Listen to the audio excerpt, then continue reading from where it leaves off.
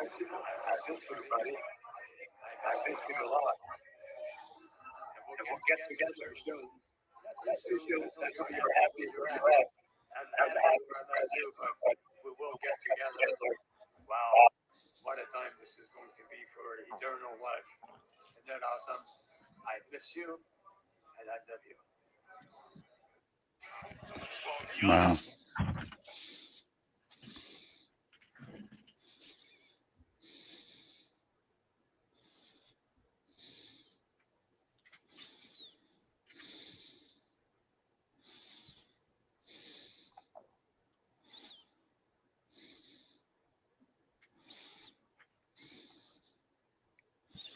Can you hear? All right.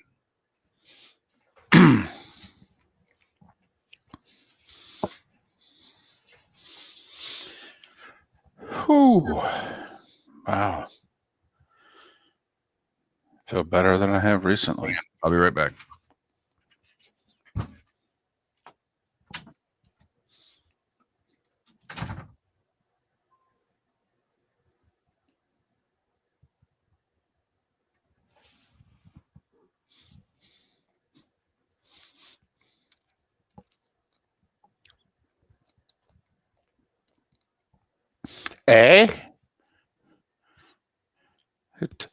It's like losing 1 in 3 overtimes, coming back the next game and making sure you grind out a nice 4-1 win on the road, eh?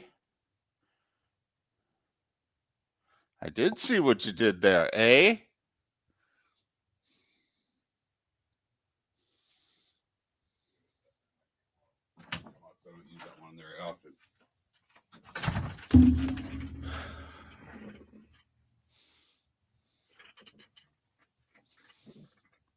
Just went out there and won one for the organization.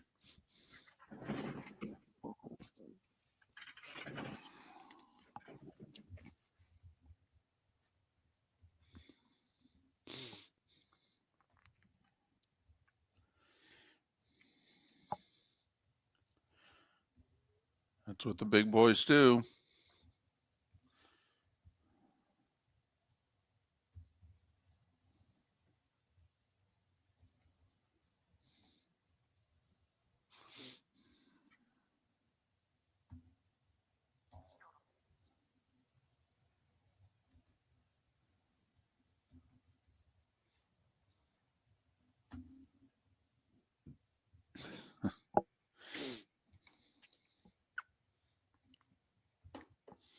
But if you're going to win,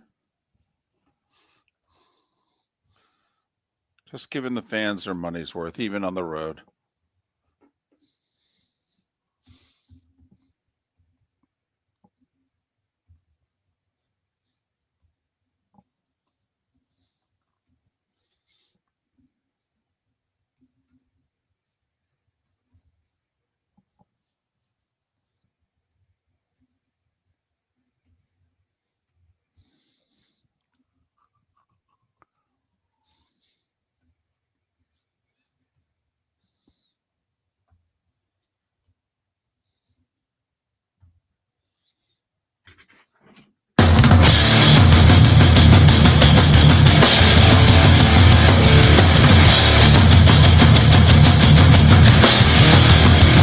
You're listening to Miller and Moulton, coming at you from the Floormeister Studios. Floormeisters, keeping it real. And now, here's Mark Miller and David Moulton. Top of the morning to you on this hump day.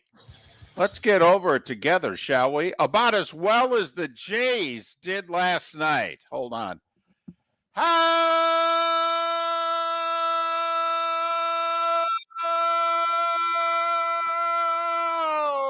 the heck are you, Miller and Moulton? MillerandMoulton.com, Miller_Moulton on X. Top of the morning to you, Mark. I hear we're playing to an audience. We are. We have an audience this morning. Did you pull anything with that? How the heck are you? That was a well-rested man right there. There you go. That's the difference between a Tuesday coming off of Monday Night Football and an 18-inning baseball game that we decided to stay up for, and somebody who slept on 2 flights and didn't make it through the 6th inning last night. Yes. Uh-huh. So officially 3 naps yesterday, 1 after the show, Right. 1 on each flight, Right. and an early to bed. Right. Did you make it to Perkins for a 4 o'clock early bird? No, but I did eat in the Atlanta airport earlier than normal. Good for you. Good Woo. for you. And I know, you don't complain about travel. Certainly not the way people who fly on private planes and take their dogs do. But well, that narrows it down. Kansas City's not your favorite destination because I know you can't get a direct flight. Like, that's one of the airports that you've got no luck getting back to Jacksonville without a stopover. Although I will say Kansas City is one of those cities in which there are not a ton of direct flights anywhere out of Kansas City. No. It's not just where I live. No, I mean, it's just one of those places where you need a connection. Yeah, it's a former hub. I want to say Right. a TWA hub back in the day. I mean, that was a destination airport. When the airlines merged, Kansas City got shut out. It's a tough place to get to. Yeah, Kansas City, Pittsburgh St. Louis. for U.S. Air, and you can't get to Pittsburgh Right. the way you once did. That's why I fly Southwest all the time. It's the only direct flight we get if we have my wife's family. KC, St. Louis, Memphis, Pittsburgh, places like that. Yeah, it's just like, well, plan on a connection. But Right. no, I don't complain. I mean, I've been very fortunate. I've only had a few nightmare, incidents where flights are canceled and I got to get in the car. And I had one getting from Cincinnati to Memphis and had to go through O'Hare and the flight got canceled. And I'm getting in the car at Friday rush hour and driving from O'Hare to Memphis. It's probably the worst travel experience I had. So no, I've been lucky. And, got home for first pitch last night. What more can you ask for, right? Exactly. And I literally did. It was perfect. Walked in the door at 7:58. Absolutely. Hi, honey. I love you. I missed you too. Yes. You're tired? Okay, good. Me too. I'm just going to throw the game on. I mean, I had from 7:58 to 8:08. I mean, when you've been married almost 30 years, 10 minutes to get reacquainted. I've been gone 4.5 days. That's about right. It seems normal. Yeah. And trust me, I obviously see my wife every day. She works much longer hours than I do. With my son in town last night, she got home. We had the daughter at soccer practice. I left the house with hockey on 2 televisions, and I walked in. She said hello. She said, good night. I mean, that was basically it. She's, kissed the daughter, kissed me, gave the bonus son a hug, and said, I'm done. Enjoy your night, boys. And we watched a little baseball and a little extravaganza last night. Boy, was it ever an extravaganza or a frozen frenzy. Listen, I love the idea, just not on the last Tuesday of October. They could have waited a week. 1 week, David. One week. They'd have virtually no competition. They'd be competing with just the NBA, I don't know, some Kennesaw State football game or something like that on, an ESPN family of networks. But I mean, just wait. You got the World Series going on right now. Come on, you're fighting for every eyeball you can get. A big night's like 922,000 viewers. I mean, what are you doing? Don't get it. But we got ourselves a series. Yep. Toronto last night getting to Ohtani, 2-run shot early in the game, put him up 2-1 with Vlad hitting a bomb, and then they chased him in the 7th. And the Toronto Blue Jays, by the way, everyone, just by the way, this is a public service announcement from Miller and Moulton. For those of you that believe in momentum, is there any more momentum than a walk-off home run in the 18th inning? Seems to me, I heard a lot of people around the sports world saying, oh, that's a backbreaker. Toronto can't come back from that. And look I still think the Dodgers win the series. I do. Nothing has changed in my eyes. But come on. 18 innings, one team jubilant in the way that they walk off and win, the other one scratching their heads wondering how they lost with all the runners they had on base, particularly early in the game. And the best player in baseball looked early as if he had his stuff.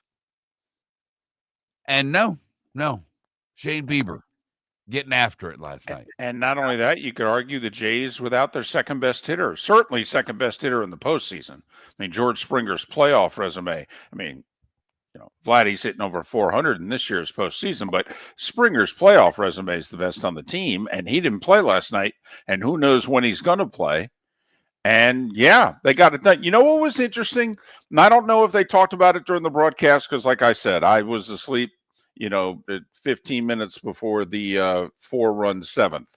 But if this were a regular season game, Mark, they would have took Ohtani out after 6. He had thrown roughly 90 pitches at most all year. And I'll even go further. If last night's game did not go 18 and they hadn't used the entire bullpen, they don't send Ohtani out to start the 7th. Now, he only threw 3 pitches in the 7th, but he gave up a single and a double. And, it was on because then what happened? The same bullpen that gave up 1 run in 12 1/3 innings the night before threw gasoline on the fire. I mean, if you're the Jays, you will take it every game of this series. Tie, 1-run lead, trailing by 1. We get to their bullpen. Let's go. And they're 2-2 because twice the bullpen has thrown gasoline on the fire. Game 1 and game 4. Okay, here we go. And we had told you heading into the series that was what Toronto wanted. Get to the 6th inning tied. And they're in great shape. So now we get a game 5. Nothing like a pitching matchup like we've got tonight. A guy who's been lights out in the postseason against a guy that was in Dunedin a few months ago. Right. A guy who's won 2 Cy Young Awards against a guy who's pitched like 10 games in the majors. Right. So 2-2 and Vlad hitting a bomb, and I think he's made it across home plate. I think. See, I love it. David, I've told you, I love everything about Vlad. If I were pitching for the Dodgers, I'd hit him. I mean, you understand that you can have both things being true. Totally. I love everything about it. Totally. But, I was talking with my buddy yesterday, the guy that's a big baseball fan, and he played pro sports, and he just gets incensed over the fact that pitchers have given up the inside part of the plate. It drives him, as a baseball fan, it drives him nuts that guys can just dig in and not move. And I do laugh when they get on first base and they take off the forearm guard and the 2 leg guards and right. The chest protector, the 6 helmets and the mask. And it's like, no wonder they can dig in. They're wearing body armor when they go to the plate, for crying out loud. Who was the first hockey player? Was it Shel Samuelson? Okay. Who wore all the body armor on the outside, and y'all were like, what the heck, dude? Okay. I mean, this isn't an action movie. It's just a hockey game. I mean, what are you doing? Right. We saw Mad Max and we said, let's take all of that equipment and put it on ourselves. We play sports. Right. Yeah, and it's our first 40-year-old movie reference of the show. It took us 10 minutes. And you guys over there put all that stuff on and then put ice skates on. All right. Now we're ready to go. But, yep, Ohtani hung a sweeper in the 3rd. Vladdy hit it into orbit. And for the most part, the Jays pitching made it hold up. So couldn't ask for more. 1-1 with the Jays winning game 1. And now 2-2. And one of the games has already been an epic. Yeah, cool. And the series will go at least to Halloween. Trick or treat north of the border. Right. Gets us back to Toronto. They've had, obviously, that, I think people are starting to understand just how much the entire country of Canada loves the Toronto Blue Jays. So apparently over a sixth of the country is watching. Somewhere between a fifth and a sixth of the country is watching the World Series. Could you imagine what the numbers would be like if that were in the States? Well, think about it. I mean, that would be between 55 and 60 something million people. Right. If it was the U.S. Instead, we get, if these games are getting 8, right, that would be monstrous. So in other words, north of the border, Mark, they're like the NFC and the AFC championship games. Right. That's the kind of ratings they're doing north of the border. Hockey night in Canada is getting pissed off because baseball's doing better. I mean, and the one thing they're saying is this series can only go 6. We can't compete with a game 7 on Saturday. Saturday's our big night. So we will obviously talk some World Series. It's the day we kind of start turning the page on the show. Seth Everett will join us today. Bud Elliott to talk about college football, and I am interested in what Bud's playoff projections look like at this moment in time. And Chris Perkins to talk about something we've not been able to talk about much this year, a Dolphins win. Can't you feel the excitement? Miller and Moulton, Hump Day edition. Great guest lineup starting 25 minutes away. Thanks so much for listening. Miller and Moulton, millerandmoulton.com. Your roof is your home's first line of defense. At Pelican Roofing of Florida, Ronnie John and their team bring years of experience to protect what matters most, your family and your business. From residential repairs to large-scale commercial roofing, we deliver honest work, fair pricing, and quality you can trust. An upgrade on your roof can lower your insurance costs. Don't wait for a leak to turn into a disaster. Call the experts at Pelican Roofing today. 1-866-9-PELICAN. That's 1-866-9-PELICAN. Online at pelicanroofingcompany.com. CCC 1332512. Let's talk the big differences between Floor Meisters and the big box store that sells flooring. Floor Meisters is family owned. They do flooring, not doors, nuts and bolts, or weed killer. They specialize in it. They know it. Floor Meisters backs their installer, so if there's ever an issue, good chance the boss, TJ, will come out and make it right. Floor Meisters prices beat the box stores every day of the week. When you think flooring, think Floor Meisters in Naples. Floormeisters.com. Real people, real prices, real quality selection. The Floor Meisters, just keeping it real. American Paint Supplies is your one-stop shop for all your coating needs and has been for 30 years. American Paint Supplies is also your #1 Festool dealer in Southwest Florida. If you are a builder, cabinet maker, painter, or power tool enthusiast, Festool craftsmanship can be found at American Paint Supplies. Celebrating 30 years of service, and Festool is celebrating 100 years of excellence. Come to American Paint Supply for a perfect pairing of service and expertise on 6100 Shirley Street, Naples, off of Pine Ridge, or online at AmericanPaintSupplies.net. It's the event everyone will be talking about when college basketball's biggest names take the court in Fort Myers. The Michigan State Spartans and the North Carolina Tar Heels headline the 2025 Skechers Fort Myers Tip-Off. Witness the excitement live and in person this Thanksgiving week at Suncoast Arena. The stage is set. Will you be there? Lock in your spot now at FortMyersTipoff.com/go. That's FortMyersTipoff.com/go. See you Thanksgiving week at Suncoast Arena. This is Miller and Moulton.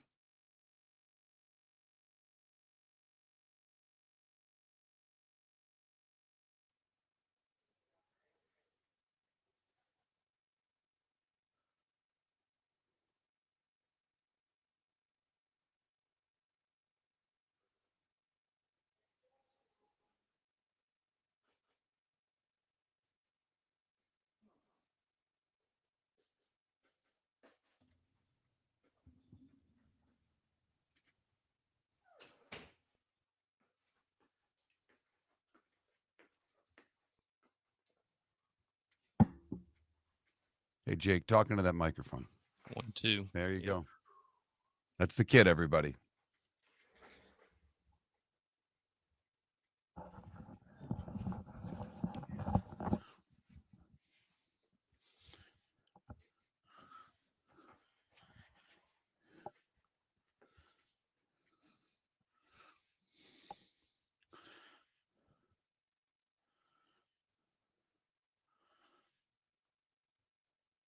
Is it Javi Gator? Yeah. All It's right. Javier. That's Javier. That's one of he's in YouTube Right. a lot. Okay.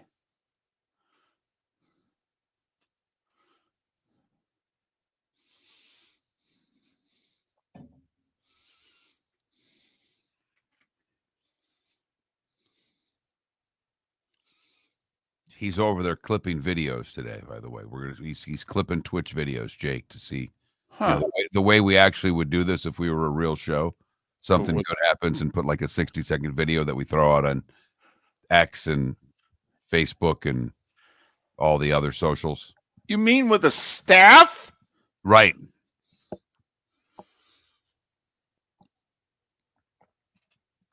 He's doing that. Otherwise, he'd be bored. He's still going to leave at about I 7:40. figure by 7:30, 8 o'clock, he's done. Yeah. Well, I No figure. faith. I just figure you're going to be bored and say, where do I go get breakfast? exactly. And the key is, Mark will have from like 8:15 to 8:35 to really pound those empanadas. So you need to be back by 8:15.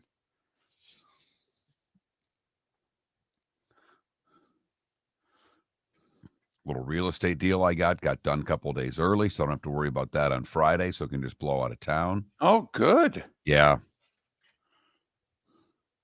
It's a beautiful thing.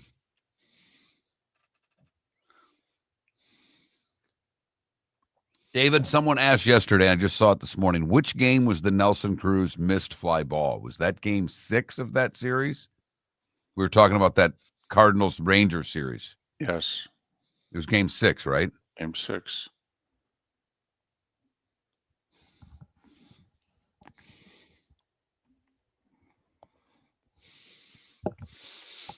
One of the 5 greatest World Series games ever. Easy.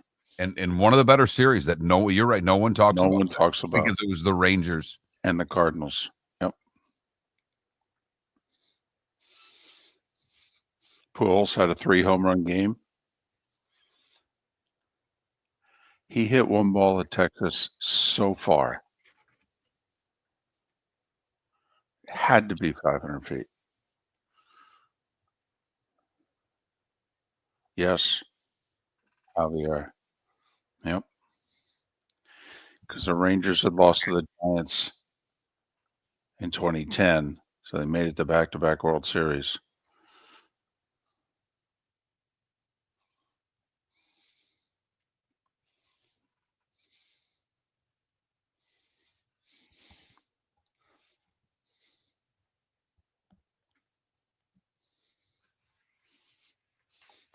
Yep.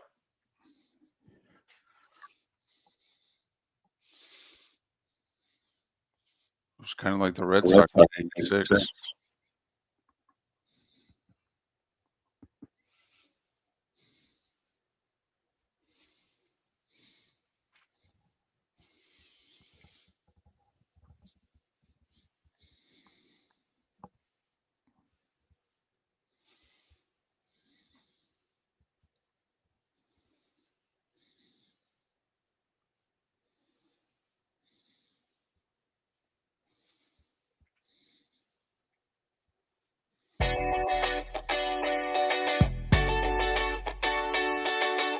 You're listening to Miller and Moulton. And now, here's Mark Miller and David Moulton. 21 minutes past the hour. Top of the morning to you. How the heck are you? Hump Day edition. Miller and Moulton. MillerandMoulton.com. Miller_Moulton on X. And you know what a Hump Day edition means. It'll mean Seth Everett. It'll mean Bud Elliott. It'll mean Chris Perkins. But we wait a little while until we get to our terrific guest list here on Miller and Moulton. You got any overriding themes? Is today National Chocolate Day? Is today National Peanut Butter and Jelly Day? I mean, we got anything noteworthy for a poll question today, or are we actually going to have to think one up on our own? Wow. I mean, God forbid we have to think one up on our own, David. Well, we're not very good at it. and we're not. I mean, this is where our listeners probably have the biggest impact on the show. They submit ideas and we go, it's a good one. Oh, I like that.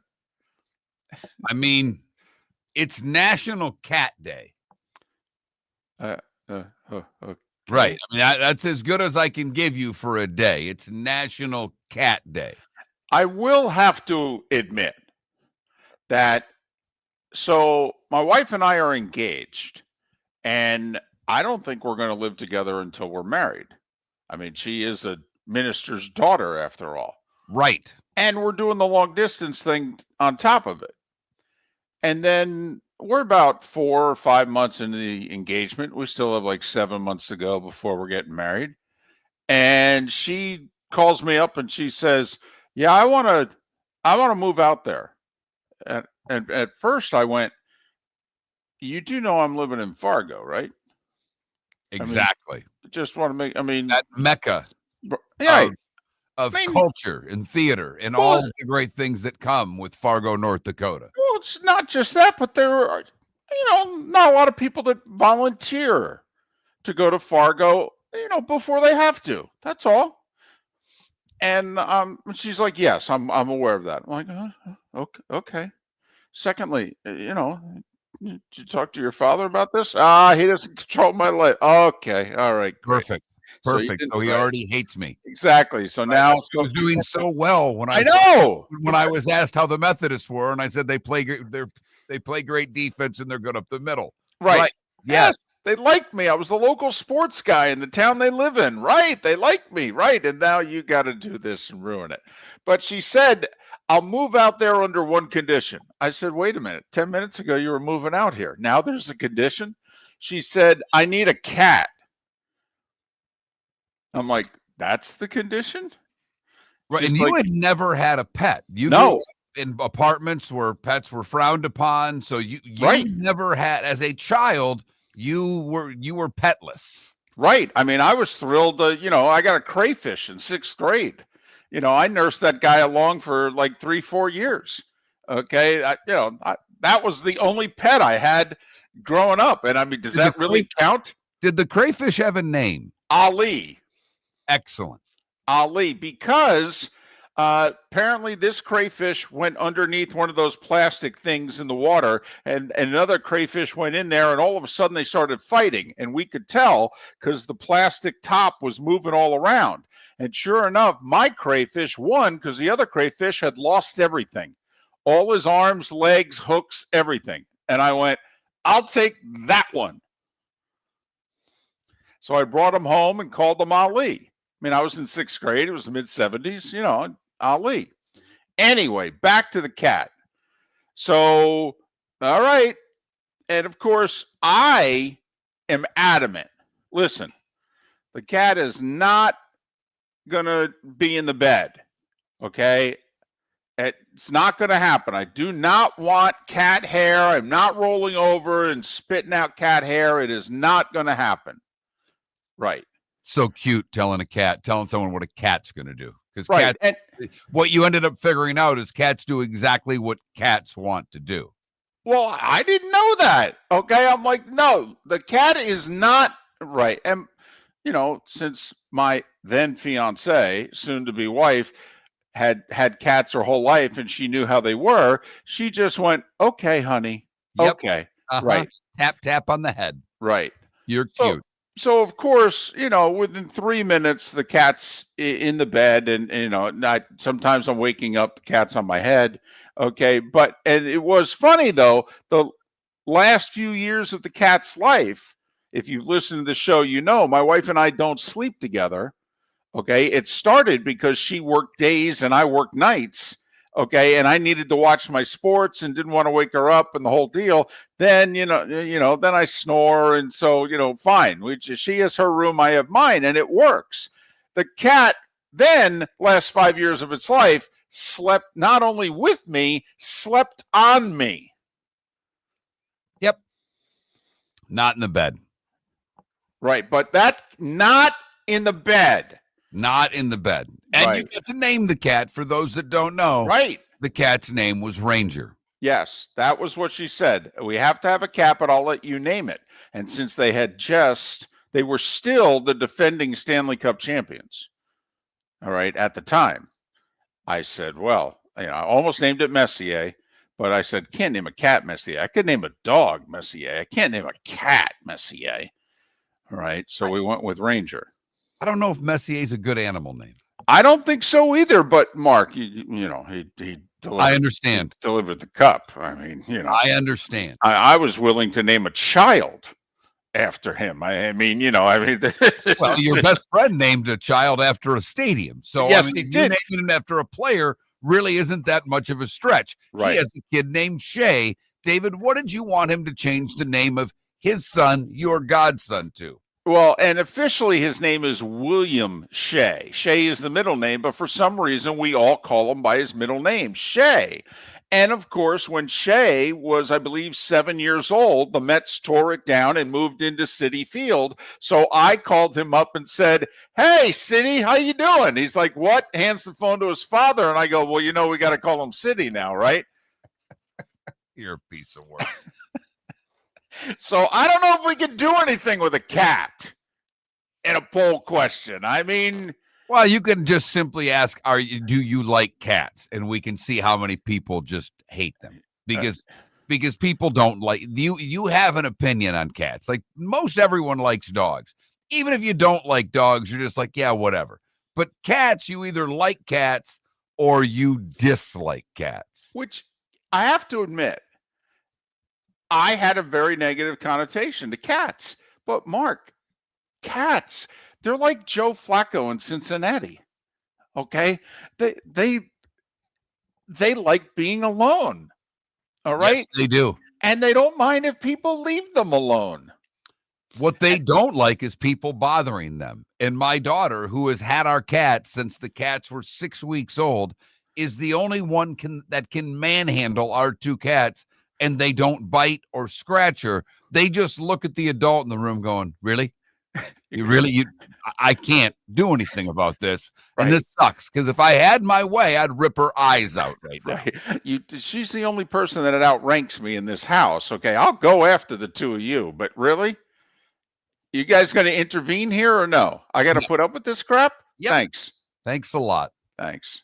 Thanks a lot. So, yeah, if you want us. I mean, that's about it with cats. I mean, we haven't fired a coach yet. We did ask which, I don't know if we asked which job is better and piss off the Florida fan and say LSU, Florida, or Penn State. I do like the idea of here's the question. Since we're firing Power 4 coaches on Sundays, which coach gets fired this Sunday? Mike Norvell, Hugh Freeze, and then we got to come up with a third. And they're out there. Yes. They're out there. Yep. And the college coaches, and I do give them credit, a lot of the SEC coaches in the presser were asked about it, but they all know they can say what they want. This, the NFL, there's only typically one person making the decision to fire the coach, the owner. In college, every school has 1,000 people that think 100 people that think they run the program. When has a governor gotten involved in firing an NFL coach? I mean, we've been doing this a while. We can't recall it happening. Let's talk the big differences between Floor Meisters and the big box store that sells flooring. Floor Meisters is family owned. They do flooring, not doors, nuts and bolts, or weed killer. They specialize in it. They know it.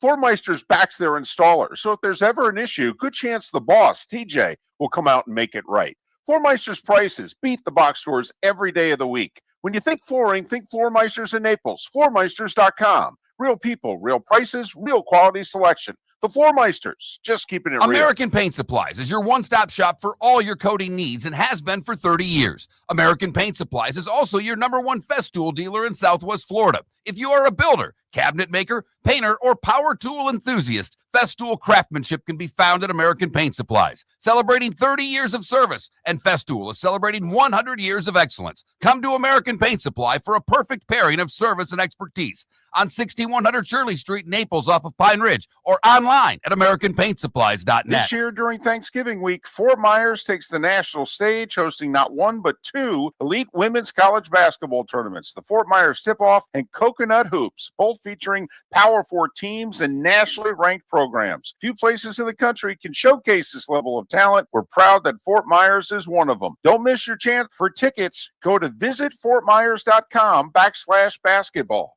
Lee County, building a better community through business, sports, and tourism. Mark Miller for Sleep Treatment Direct. They are helping me with sleep apnea. And by helping me, I mean curing me. No more CPAP machine. No more snoring. No more tossing. No more waking up exhausted. Their expert team got me the right treatment, fast and hassle-free. If you want to feel energized and get rid of your snoring, call Sleep Treatment Direct today. 444-1741. That's 239-444-1741. Sleep Treatment Direct. Sleep safe and sound. This is Miller and Moulton.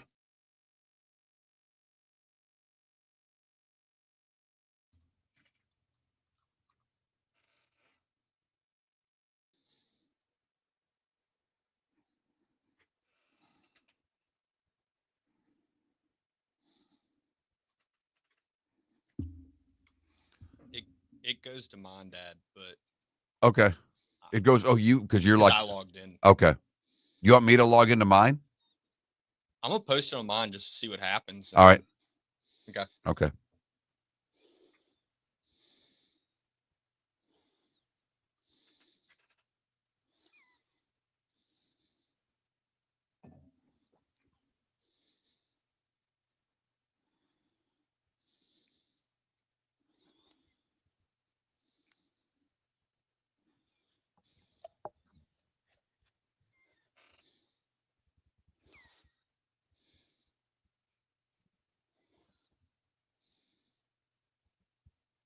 Wait a minute, Ryan Marie, you had to do a threat assessment because a kid said a cat tastes like chicken? Help me out here. So I take it you're a teacher, and that's a scary thought of what we're...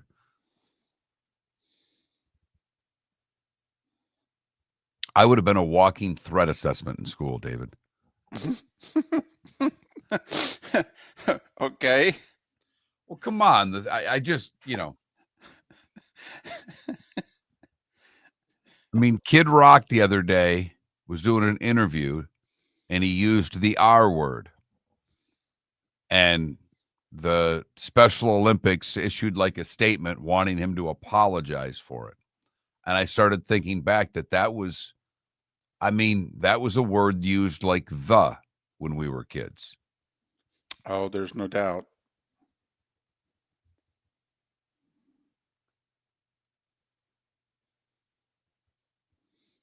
Look at that. Yeah.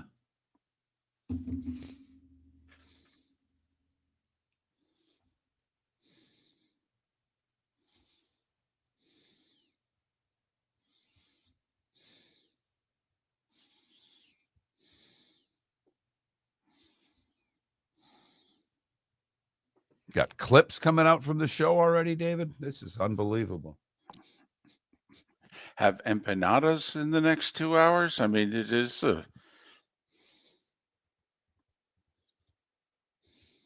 I don't know. I may make him run in the 7 o'clock hour if he runs, because the 8 o'clock hour is when I'd want the clips from Bud and all that.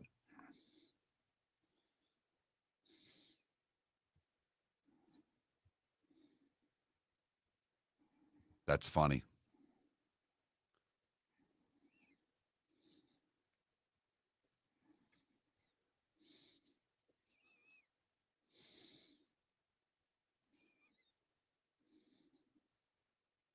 There's a lot of them, Sled Puppy, that are good watches. Carolina's a good watch. The Devils are a good watch. I don't know if either of those teams can be good in the postseason, but they're good to watch in the regular season. Colorado's a good watch. Who? Montreal. Yeah, they're fast. And they go to overtime every night.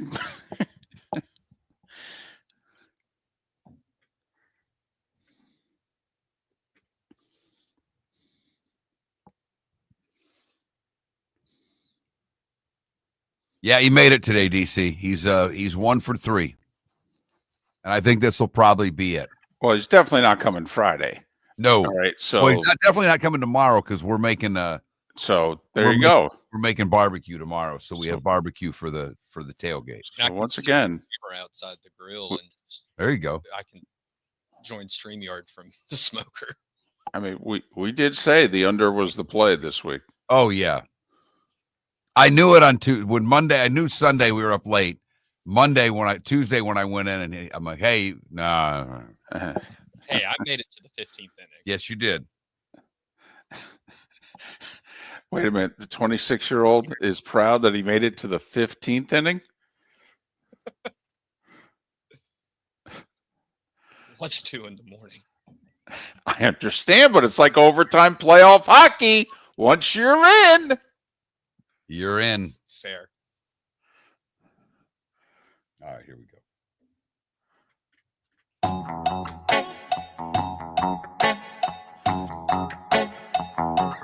You're listening to Miller and Moulton. And now, here's Mark Miller and David Moulton. 22 minutes till the top of the hour. Miller and Moulton. MillerandMoulton.com. Miller_Moulton on X. Are we going to end up hiring your son? Is that what's going to come from today? Does he want this part-time job? He already has a gig. No, we can't pay enough. It would be a substantial pay cut. Well, I'm kind of counting on you to work the hometown discount. I mean, I know he's not under your roof and you're not bankrolling him anymore, but come on, you got to have some clout. Well, see, that's the thing. If he actually, and he's pretty happy where he is in North Carolina, but, if he got the room and board, he would take a substantial pay cut to come work for us. I mean, that might play a part of it. You mean I can live for free and do this 4 hours a day thing? Yeah, I'm in. So Jake is in studio. He's in town for the week, and Mark and his son are going to take in the cocktail party. And you know what we should do? One of the next 2 days is a poll question just to have some fun. Is it the Florida-Georgia game or the Georgia-Florida game? And just see what the percentage vote is. Oh, it would down here 75, because you got the Florida State fan and the Miami fan who would call it the Georgia-Florida game, right? The Ohio State fan would also call it the Georgia-Florida game. Right. I mean, most everybody that's not a Florida fan would do it just to honk off the Gator fan. Right. Jacksonville's a very mixed town, really, between Florida, Georgia, and Florida State. It's probably 40-30-30. All right. The city of Jacksonville. Okay. Oh, yeah. Tampa's all Florida. So, but we should probably do that. We need to do that. That's a good Friday poll question. But, Jake does a podcast, and obviously he's younger. He's technologically advanced compared to the two of us, and everyone's technologically advanced compared to me. So he's in studio, and he's cutting up what we're doing, and he's actually posting little remember the comedian who called them sniglets? Yes. Okay? That's what I feel like, we now have in society. Okay. We now have sniglets. Well, no, wait, sniglet wasn't. What was the word that not necessarily for news? Wasn't a sniglet the words that they used, where we came up with spork? You remember the show I speak of, the HBO show, not necessarily the news. This is another 40-plus-year-old reference on Miller and Moulton. And obscure, okay? Not even common, obscure. But anyway, so he's decided to, not sit there and be bored. He's going to, post some videos. Yeah, he's clipping up the show for us. I don't know if this show's entertaining enough to have more than one video, but Jake seems to think it is. And this will be interesting to see what gets posted and how few of you click on them. This will be good. Time now for the starting five. 5 big stories you need to know. Here is the starting five.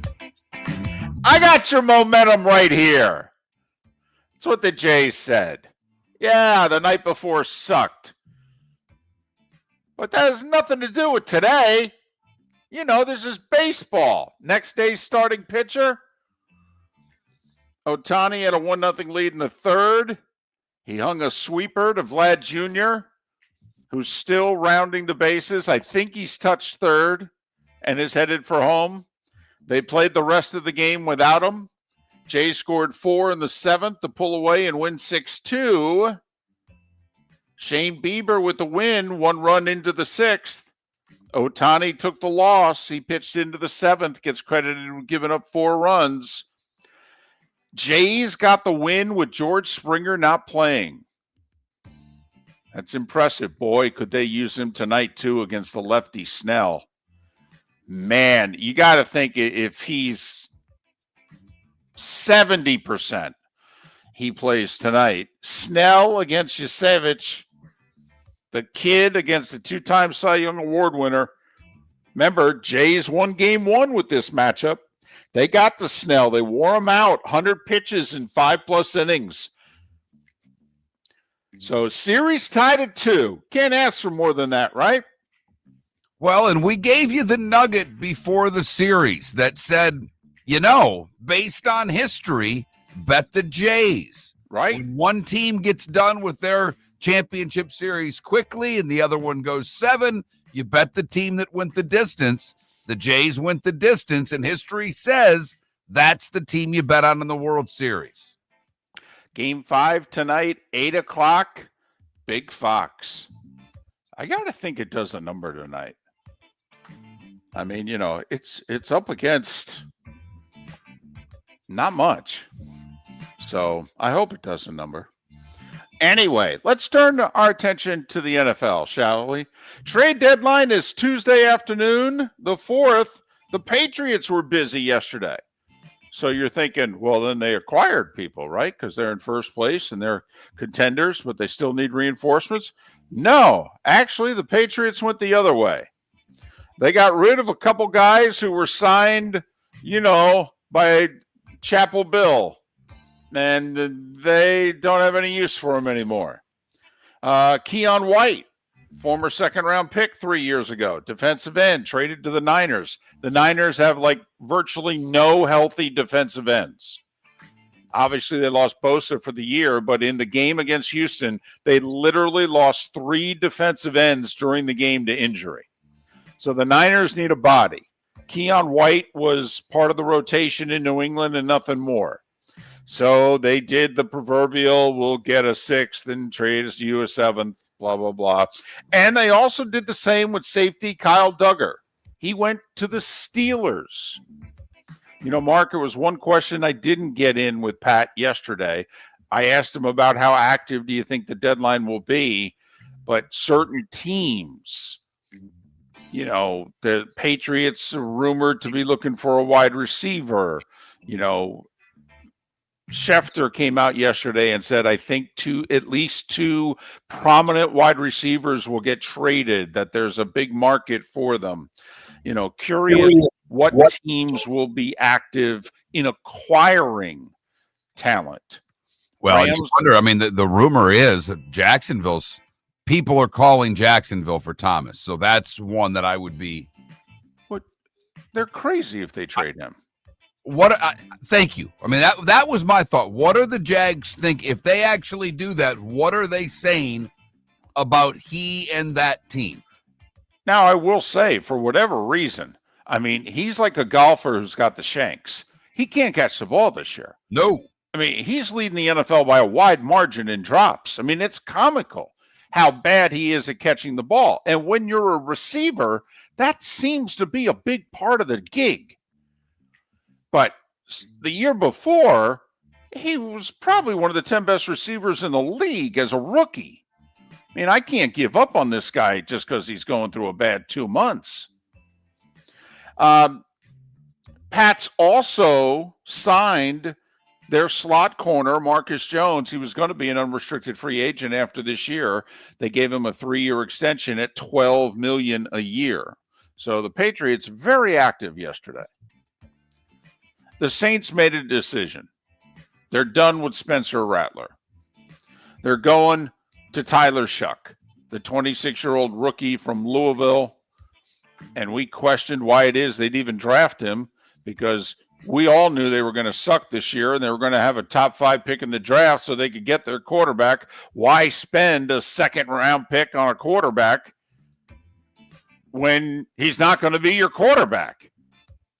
But now they're going to see if Tyler Shuck is in fact going to be their quarterback. he's going to get the final 9 games of this year. All right. Good luck. College football, a couple of games last night. A couple of teams who won their 6th in a row. So that means they're bowl eligible. Kennesaw State, the Owls, beat UTEP 33-20. And James Madison, they improved to 7-1. They whooped up on Texas State on the road 52-20. We got big, this whole 49 consecutive days of football streak. Well, they're continuing it with big games. Jacksonville State at Middle Tennessee tonight, ESPN2 at 7:30 Eastern, and FIU against Missouri State, 8 Eastern. And that's on CBS Sports Network. I mean, that's really getting the treatment. NHL, it was a frozen frenzy. It was a hockey extravaganza. Everybody in action, 16 games. They even had the Penguins and Flyers play a pseudo early bird.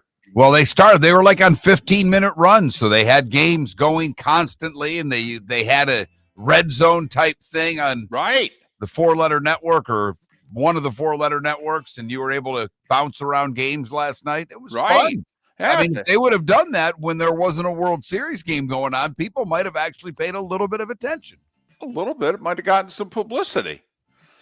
But as it was, the Panthers scored 2 in the third to tie it, but lost to Joel Quenneville's Anaheim Ducks 3-2 in a shootout.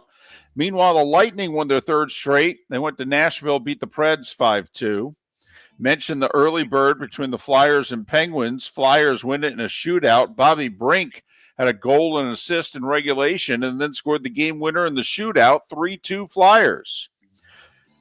Domi and Knees each scored 2 goals for Toronto in a 4-3 win over Calgary. The Flames off to a 2-8-1 start. Looking to get that first pick. Yeah, no doubt. There's an auction for it. Vegas doubled up Carolina 6-3. They scored 4 in the third, and Jack Eichel had 2 of the goals.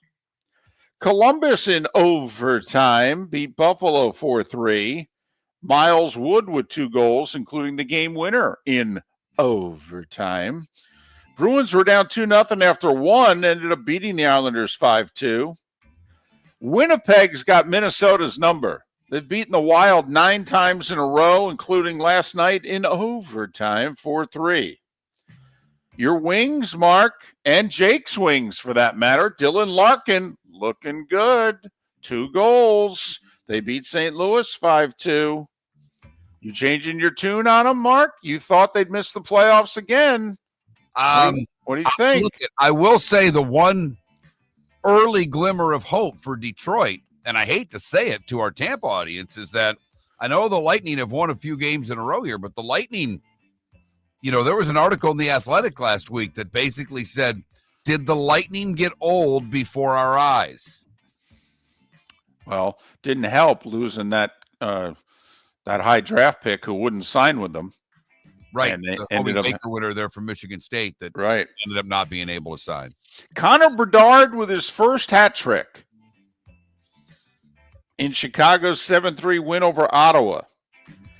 That's off to a pretty good start, by the way. They are. Montreal, fast, exciting. Chicago, fast, exciting. Anaheim, fast, exciting. Not that anybody's interested in these teams, although back in the day, there were a few people who rooted for the Blackhawks, wondering if they'll come back. Ottinger with 24 saves. Dallas shut out Washington 1-0. Victor Olofsson had himself a night. He had 3 goals and 2 assists. I mean, here's Nathan McKinnon with 2 goals. He's the second star. Colorado 8-4 over Seth's Devils. Jonathan Quick with his 64th career shutout. Sounds like a Hall of Famer to me. Rangers 2-0 over Vancouver. Connor McDavid with 2 goals. Snap Utah's 7-game winning streak. Edmonton 6-3. Montreal blew a 3-0 lead. Then Cole Caulfield won it in overtime over Seattle 4-3. And LA blew a 3-0 lead, but they won it in regulation 4-3 over San Jose. NBA 5 games last night. Heat, they've quietly won 3 in a row. Scored 144 points last night, beating Charlotte by 27. Jaime Jaquez with 28 to lead the way for Miami. So the Knicks led Milwaukee by 12 at the half. So the Bucks went out and outscored the Knicks by 22 in the second half. Giannis with 37. I encourage everyone to go to their favorite social media video place and check out one of the 3 greatest traveling violations not called in NBA history. Giannis took 5 steps. This is not an exaggeration. 5 steps. He picked up his dribble beyond the 3-point line and ended up banking in a 6-foot shot. It's one of the greatest travels of all time, never called.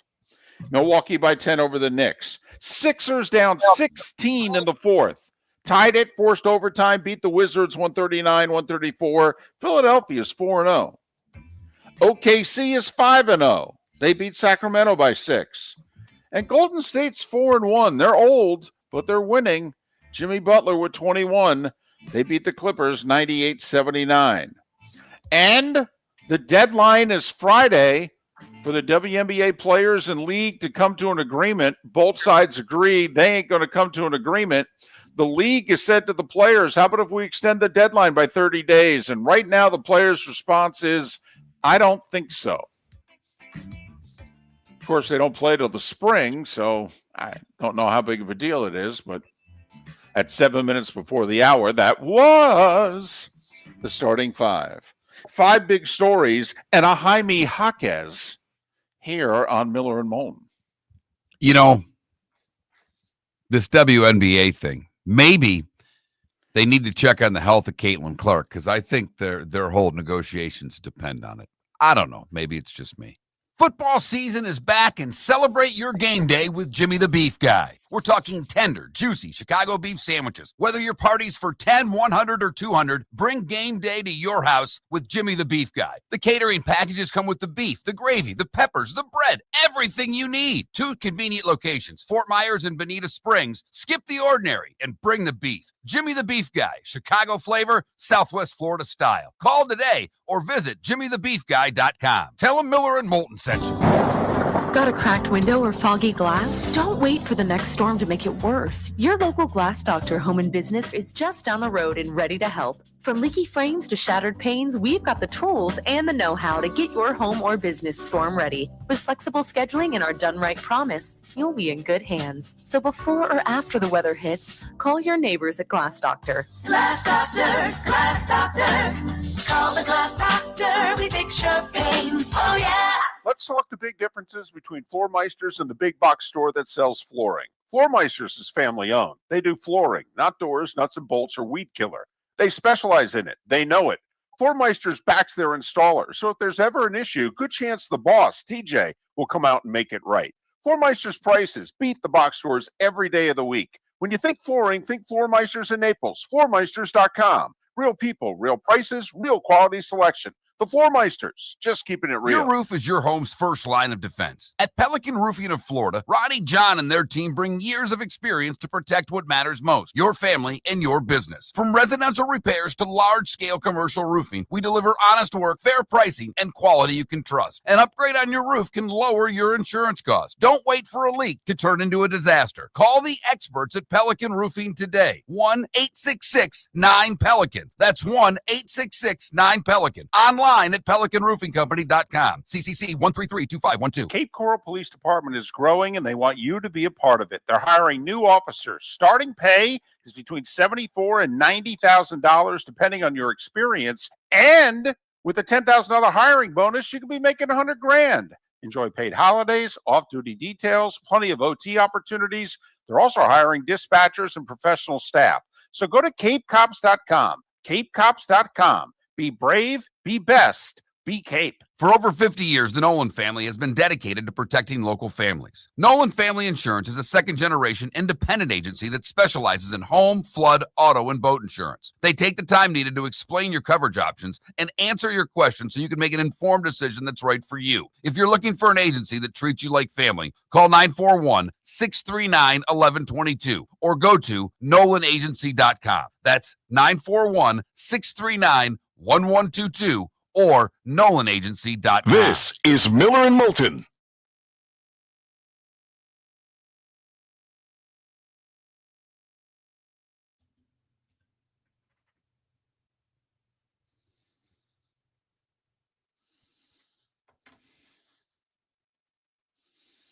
Fam, you are right. It was a spectacular travel. Oh my goodness. I mean, by NBA traveling standards, that's still a top 5 travel. I mean, that's unbelievable. It's one thing to go from beyond the 3-point line to 6 feet away, but to do a 2-3 step shimmy. Right. There's a shuffle in there. Right. Yeah. I mean, whew.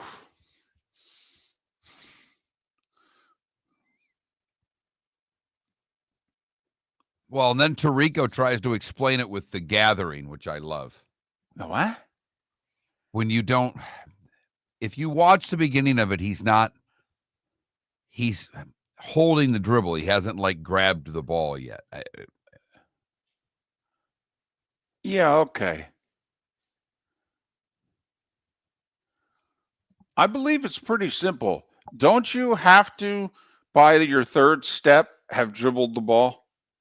It doesn't matter whether you've got the ball on your head. Okay, if you take 2 steps before your 3rd step, that ball's got to bounce off the ground. That's what I thought, David. You know, we used to laugh back in the late 70s, early 80s of continuation. Right. That was the one that got us, you know. Could Foul, 2-3 step, shoot. Right. You know, you could shoot someone in the thigh and give them 2 more steps and let them bank it in. All right. No, that counts. That's good. But it wasn't a Euro step. No, it was a Euro continent.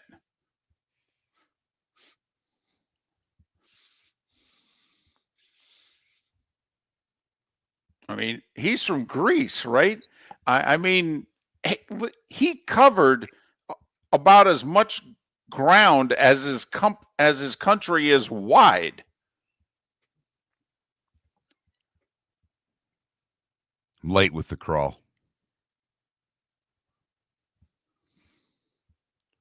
I blame me. Well, I know what to do here.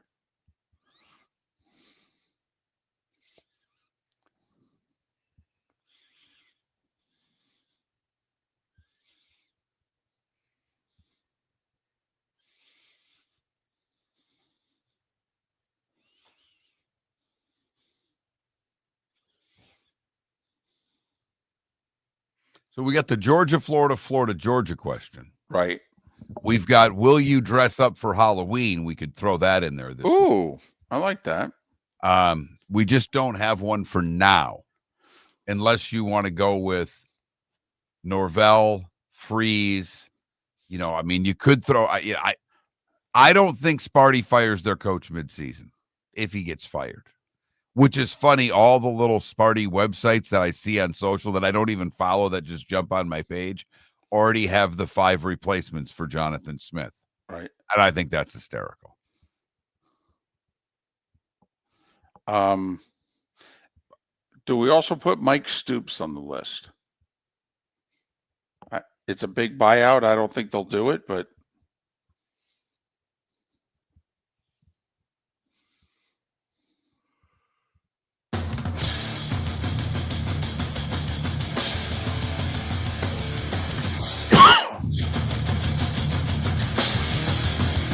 You're listening to Miller and Moulton, coming at you from the Floor Meister Studios. Floor Meisters, keeping it real.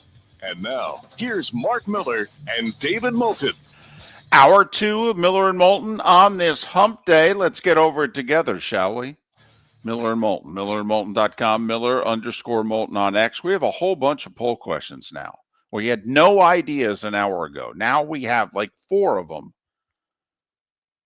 Which one are we going to go with for today? Because there are some shows, ladies and gentlemen, that would post all 4 questions, but we know that we're not good at this, so we need to save some of these questions for the next 2 days. Problem is, if we don't write them down, we usually forget them by tomorrow. Right, because we're old. So that's, double-edged sword here. We're not creative, and we're forgetful. It's a problem. It is, otherwise known as Miller and Moulton. By the way, the starting five, which just happened, brought to you by Lee County, building a better community, through business, sports, and tourism. It's not BLT, it's BST. Lee County, business, sports, and tourism. Giannis's Travel, brought to you by Lee County. He covered more ground than Lee County is wide. Wow. 5 steps. 5. With a shimmy. I mean, it's amazing by NBA standards. They're like, oh man, that's a travel. That, of course, is not called because they don't call it. That's a travel. That's outstanding. That's like Tiger 2-iron back in the day. Yeah, over the water in Canada, over the bunker, stiff for eagle. That's amazing. It is something. It just is. And I don't try to defend the NBA on the show. I'm not ever going to be an NBA defender. I don't like how many people just bash it all the time, and I don't think that they ever watch it. Like, I do have a problem with the people that just say, I hate it, it's no good. When's the last time you watched a game? 2001. Right. So when did Larry Bird retire? Right. So that's always annoyed me a bit. But, the numbers, we talked about them yesterday, they were very good for their open. The baseball was pretty damn good for their first 2 games. Game 1 averaged around 13+ million people. Ooh. Game 2 averaged around 11.6. Wow. Friday and Saturday nights, the 2 worst television nights of the week. That's good. That's really good. Down from last year, but let's be honest, it was Dodgers-Yankees. Right. I mean, I feel badly for baseball if they're going to have to do the year-to-year, because last year's World Series is just about the highest rated one they can get. But that's impressive to me. Seriously, this ain't a Tuesday, Wednesday. This is Friday, Saturday. Those are far and away the 2 worst sports nights for viewers that there is. And I think the audience will be pretty damn good. We talked about it yesterday. When you get an overtime game, an extra inning game, while the total audience may not be big, the share will be monstrous, because every TV that's left on at that point typically is watching the game that goes long. And I think that would lead, with the 18-inning game 2 nights ago, I think people who didn't watch or didn't see the end were then interested in game 4, particularly with Ohtani pitching. So I think the momentum from a viewership standpoint will be strong heading into tonight and then Friday and perhaps Saturday, with for sure a game 6 and possibly a game 7 going across from college football on Saturday night. But we've talked about it. It's not a monster college football weekend, David. This after what have been back-to-back really good college football weekends, this slate of games, not as good.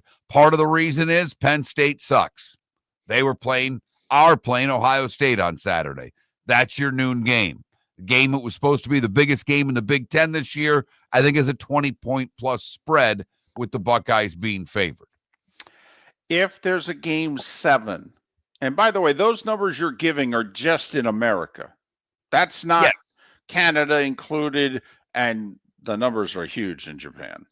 I mean, I don't know how baseball profits off of this. We know how the Dodgers do, but I don't know how Major League Baseball can take advantage of a surge in popularity north of the border, but also massive numbers in Japan.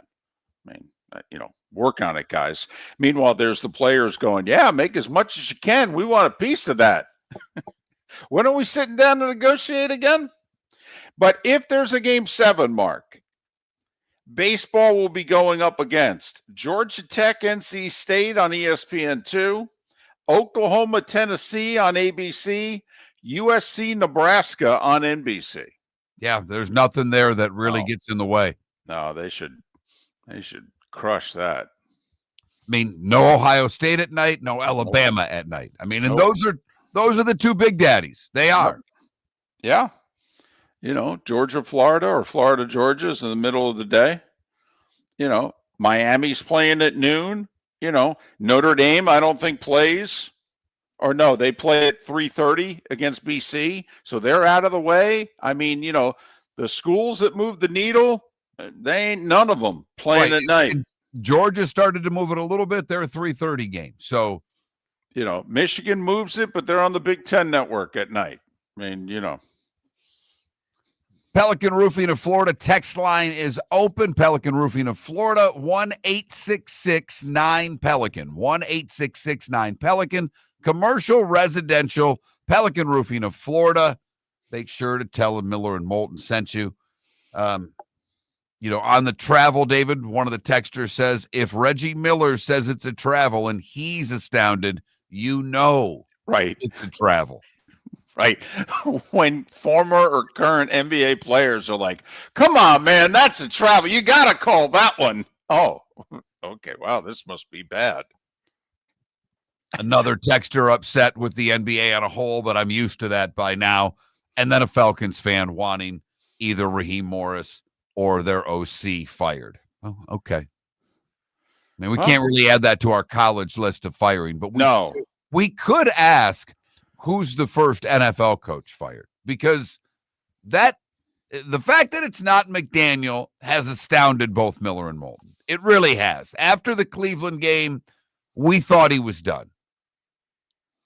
And the only philosophy that I've heard that, while I disagree with, I at least can say, okay, is that the last thing that Stephen Ross wants as an interim coach to rattle off 5-6 wins out of 7-8 games and have the fan base, the players, and anyone else in the media all screaming for the interim coach to get the job.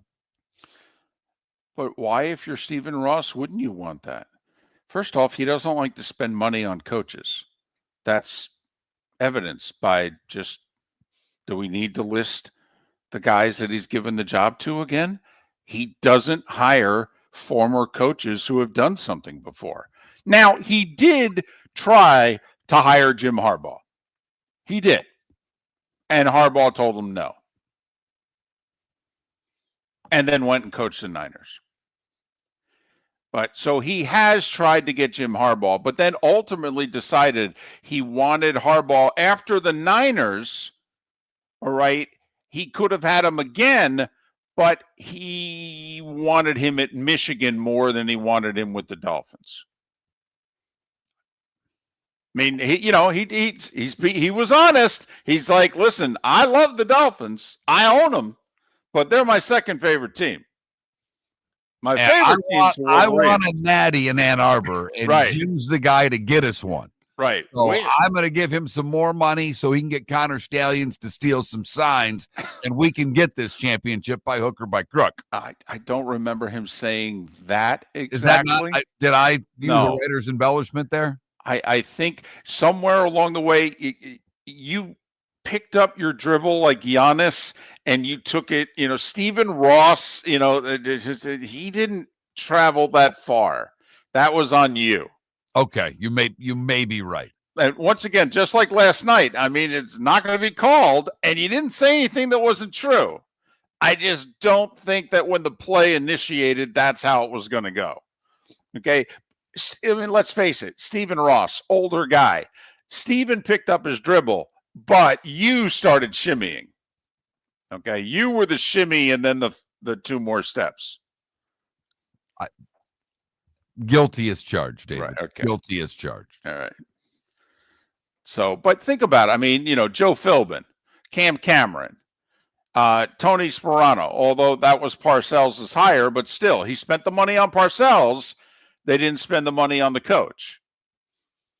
And it's now widespread, all the guys who have been on staff in the last 15 years, but also two guys who were interims. Todd Bowles was an interim, went 2-1. At the time, I wanted them to give the job to Todd Bowles.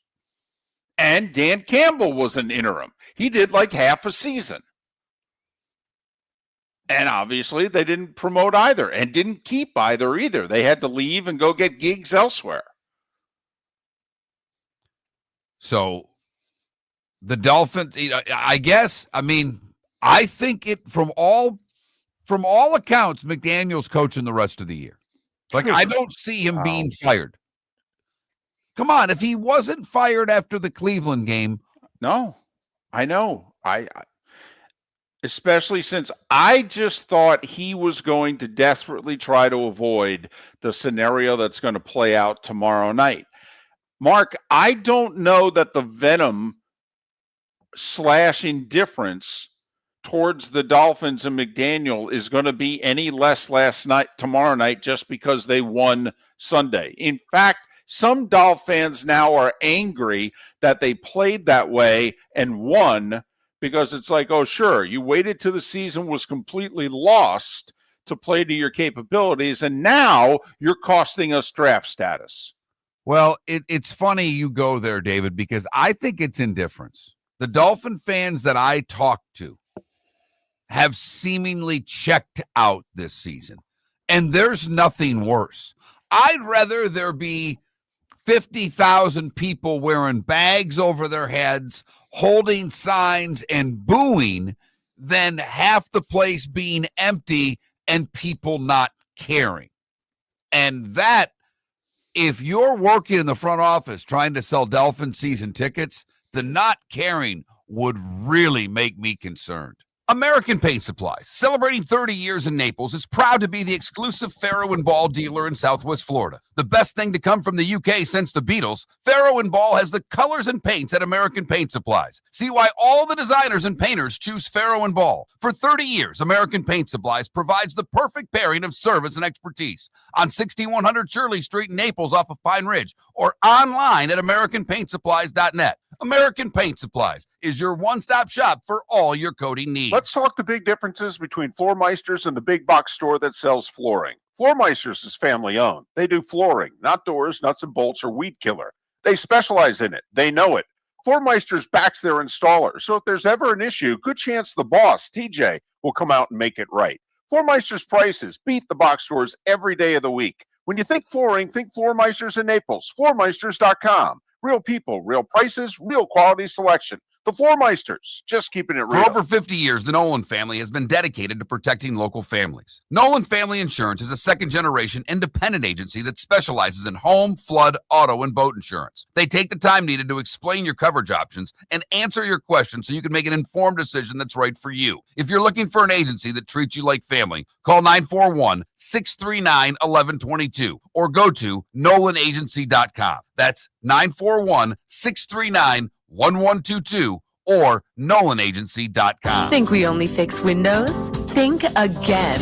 Your local Glass Doctor Home and Business does so much more to upgrade your home. We custom build stunning shower and bath enclosures, install sleek glass doors and windows, and can bring fresh life to foggy or cracked panes. Need a glass tabletop or a statement mirror? Yep, we do that too. If it's glass and it's in your home, we're the team to call. Call the Glass Doctor, we fix your pains. Oh yeah. This is Miller and Moulton.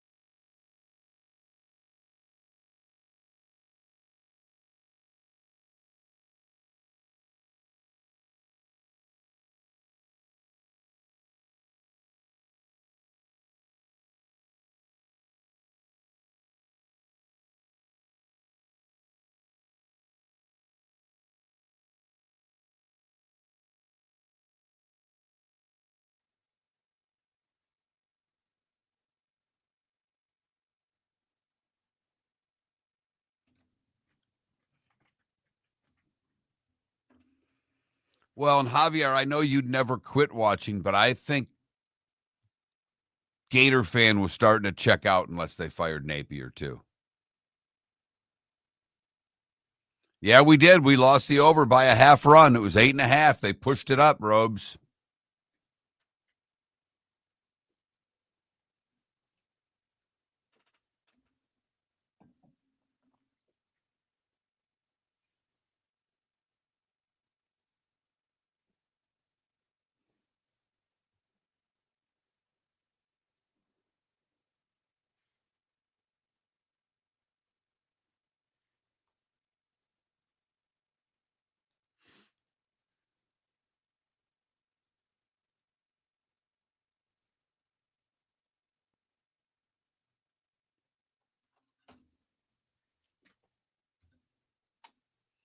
What's that? I could post that clip to Down East Sports, but I couldn't post it to y'all. Huh. Because I pay for X like a moron. Oh, you do? You have the check mark? Yeah, that's the only way I can go live on Twitter. Gotcha. So, but I can just post a Twitch link. Also, didn't realize my mic was on. You're fine. We're on a break.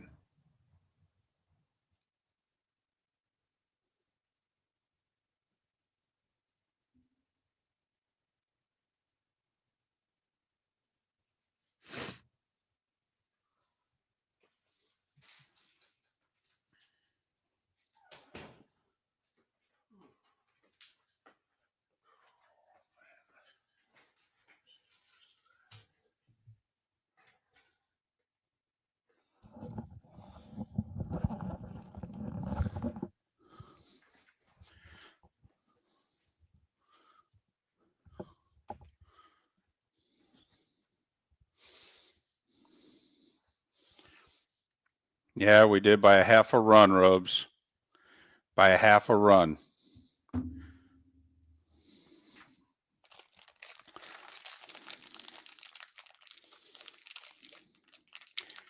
counting on the Jays bullpen to leak a little more.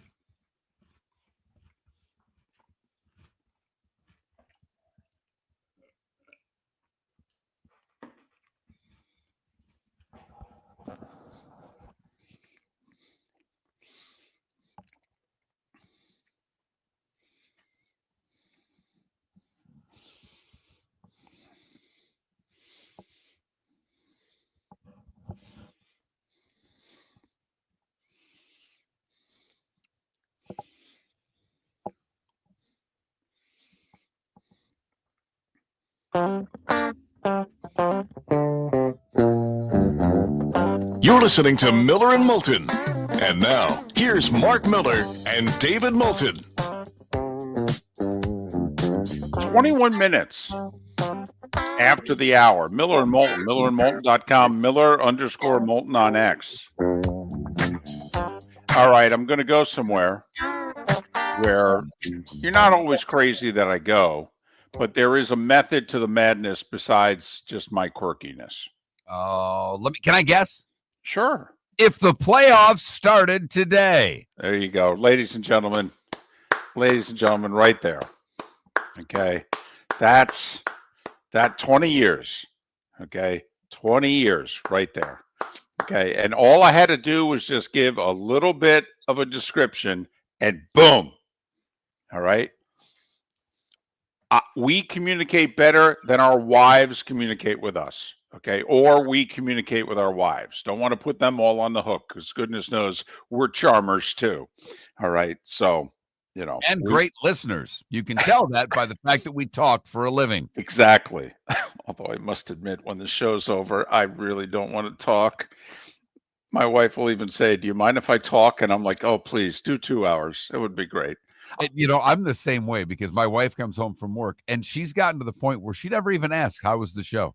Because one, I've already forgotten. Right? Two, I don't want to talk about the show anymore. We talked about it for 4 hours. So Yes, we did. tell me about whatever you did to that dog and Right. how much better that dog is now. Yeah, my line with my wife is, how about if you talk for 2 hours, I'll just throw it to break. So I want to just focus on the AFC. It will probably change, but man, would I love to see this if we could freeze this moment in time. First off, the 1 seed's the Colts. Right. They're getting the bye. And But I think if you were to make David, would you bet right now? And I know you'd take the field, but what type of odds would I have to give you to take the Colts to be the 1 seed when it's all over right now? Oh, no, I think they will be the 1 seed. I do too. I think you've got the 3 teams in the West who will do just enough damage to each other. Like, I don't think the Chiefs run the table. I know they get Denver twice and they get the Chargers at their place, but I don't think the Chiefs run the table. And I think it may take running the table to keep the Colts from being the 1. Like right now, they're 7-1. Over under 12.5 wins for the Colts. Over. Okay. And I think 13 would be enough to get the 1 seed. Okay, well, there you go. 13-4. Then that means everybody else, at least in the West, unless you're counting the Broncos. But if we're talking about the Chiefs specifically, they'd have to run the table to edge out the Colts. And I don't think, they got the Bills this week. They got 2 meetings with Denver, and they still have to play the Chargers, never mind anything else. I think they're going to lose at least 1 more game. If I had to wager, I'd bet they'd lose 2 more games. I mean, there's a bye week in the middle, but the Chiefs go at Bills, bye week, at Broncos, home for the Colts. Right. I mean, that's a tough stretch. It is. And then, don't laugh, they play Dallas Thanksgiving. It's a very short week. I mean, it's probably the only chance the Cowboys have to beat the Chiefs, but I mean, you get them midday Thursday. All right. So the Colts are the 1. Mark, right now the Patriots are the 2, but this is the best part of it. The Chiefs are the 7. Right. Patriots, Chiefs, and at this moment in time is a first-round playoff matchup. Now, remember, the NFL reseeds. If the Chiefs, let's just go with what we have now. If the Chiefs win the game, which we would all bet that they would, not easy, but they're the Chiefs, and the Patriots are on the rise. But then again, Washington won 2 games last year on the rise.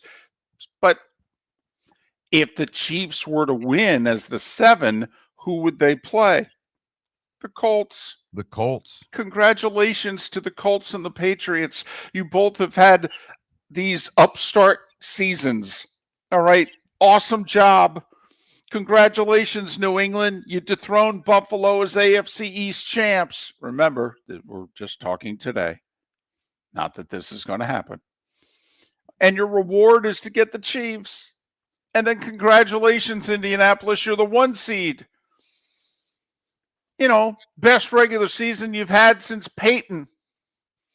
And your reward is the Chiefs.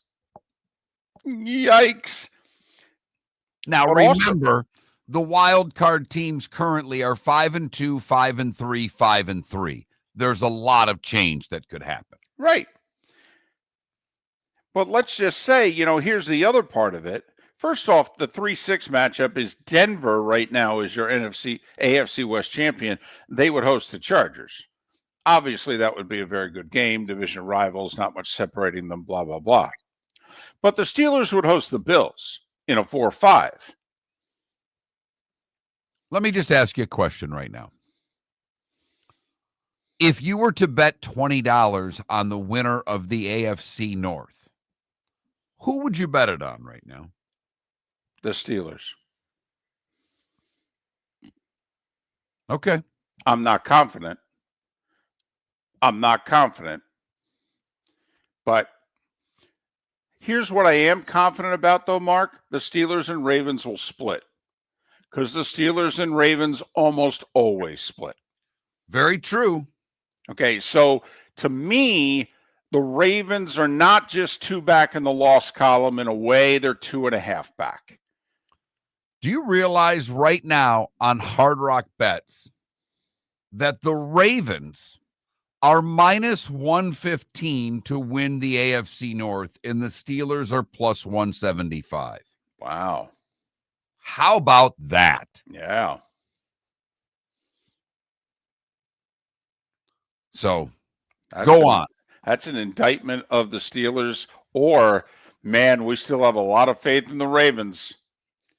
But then again, they are going to win tomorrow night.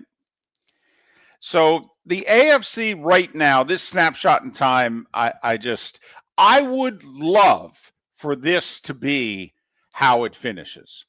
That the Patriots upend the Bills, so the Bills have to go on the road. But if they're the 5 seed, they go to Pittsburgh. Hell, what will that be, a 10-7 Steelers team? I mean, the Bills will probably have 11, 12 wins. They'll be favored in that game. If the Bills go to Pittsburgh, the Bills to me would be a minimum of a 2.5-point favorite, maybe larger. And then this is the beauty for the Colts. You got to figure between the Chiefs and the Bills, one of them's going to go on the road and the win, which means that we're probably going to get one of those two to come to our place. So congratulations, Indiana Jones. And you could make that RCA Dome, Hoosier Dome, whatever the hell it is, the Temple of Doom. Right now, you're going to get either Patrick Mahomes or probably Josh Allen coming to town in the playoffs. Good luck. Yeah. So I just think this snapshot in time in the AFC is tremendous. For what it's worth in the NFC, the tie is working for the Packers. They're the one.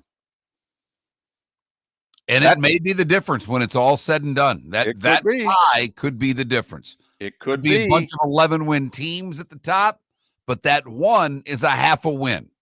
Yep, you'd be 11-5-1, and they'd all be 11-6. For what it's worth, Philly's the 2, Tampa's the 3, and Seattle, I think because they played one more game than the Rams, but Seattle's the 4. Seattle would host Detroit. That'd be an intriguing game. Yes, it would. Tampa would host the Rams. That'd be an intriguing game. And Philly would host the Niners. Of course, right now we don't even know if the Niners are going to have enough players to make this season. But we've asked, and we ask all of you, Pelican Roofing and Florida text line, who's breaking into the party in the NFC? Who do you trust that's not in now that'll still make the playoffs? Do you trust the Bears, the Falcons, the Cowboys? Not a lot of trust in what those teams have done in the past. Miller and Moulton. Your roof is your home's first line of defense. At Pelican Roofing of Florida, Ronnie, John, and their team bring years of experience to protect what matters most, your family and your business. From residential repairs to large-scale commercial roofing, we deliver honest work, fair pricing, and quality you can trust. An upgrade on your roof can lower your insurance costs. Don't wait for a leak to turn into a disaster. Call the experts at Pelican Roofing today. 1-866-9-PELICAN. That's 1-866-9-PELICAN. Online at PelicanRoofingCompany.com. CCC 1332512. Todd and I are local. We're involved in our community. We live here. We work here. We're in our showroom every day. We love working with our guests. We love giving back to our community. We are so excited about our new store. Same location, same team, new environment. Every day is like a grand reopening. Absolutely stunning when you walk through our doors now. Come experience the newness of the Diamond District.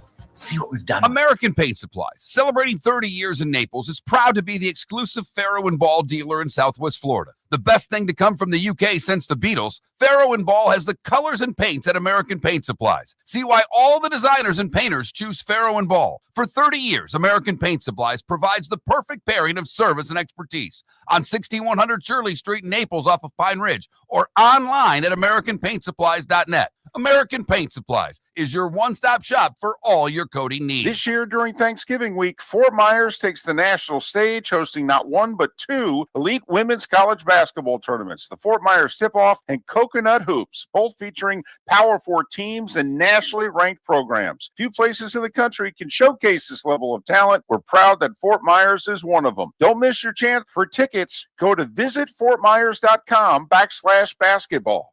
Lee County, building a better community through business, sports, and tourism. This is Miller and Moulton.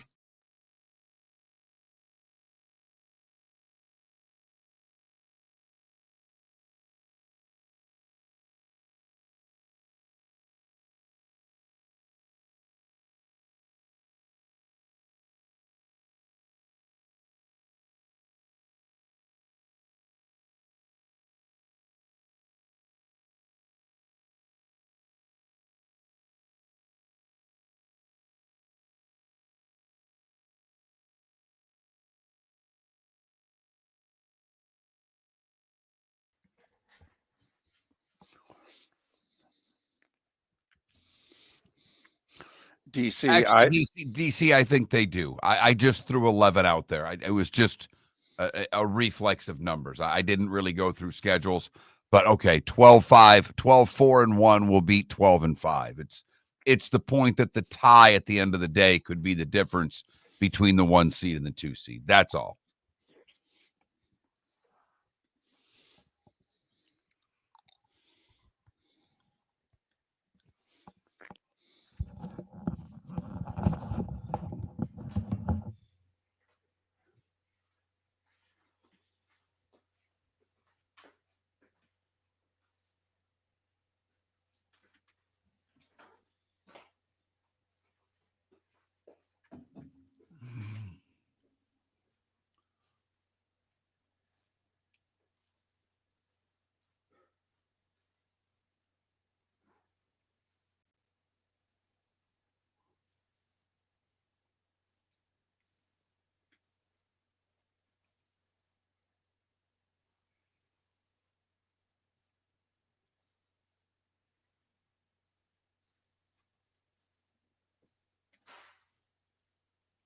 Yes.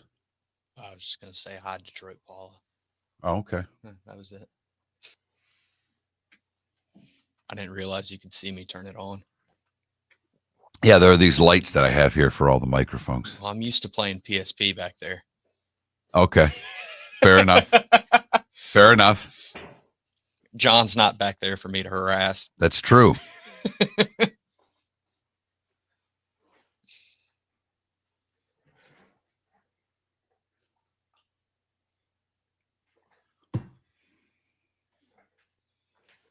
I do think the conference is that tight, but I do think I kind of looked at schedules.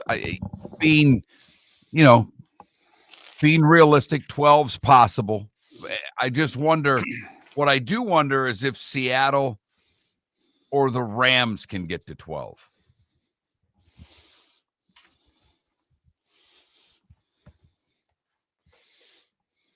But looking at these schedules, they can. Yeah, I mean.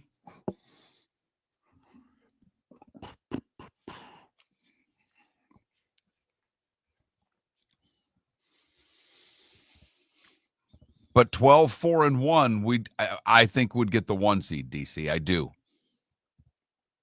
I mean, do we put that, David? Of the, and I don't know who you throw out. Bears, Panthers, Cowboys, Falcons, Vikings, Commanders all have 3 or more wins. What 2 do you throw out and say which of these NFC teams has the best shot to make the playoffs, to overtake one of the teams? And I would throw Carolina out. I think they have no shot. I would throw them out also. Even though, don't they have 4? They have 4. Yeah. So what do we go with? Dallas, Atlanta, Minnesota, Chicago, Washington. Throw one more out. Yeah, I'm actually between Minnesota or Washington. Pick one, throw them out with all the injuries.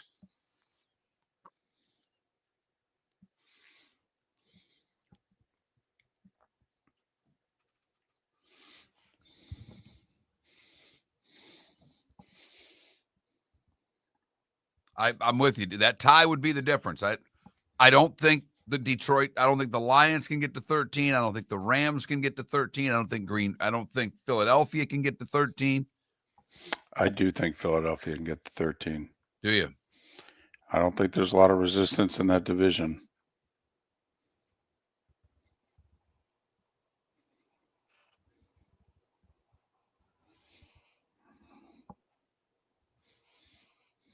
At Packers, at Cowboys, at Chargers, at Bills. I mean, just that's their 4 road games left.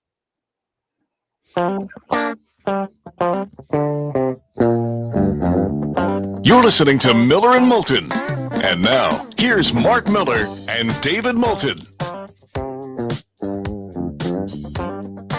22 minutes until Seth Everett will join us. Bud Elliott joins us 1 hour from now to talk all things college football. And goodness knows there's nothing to talk about in college football.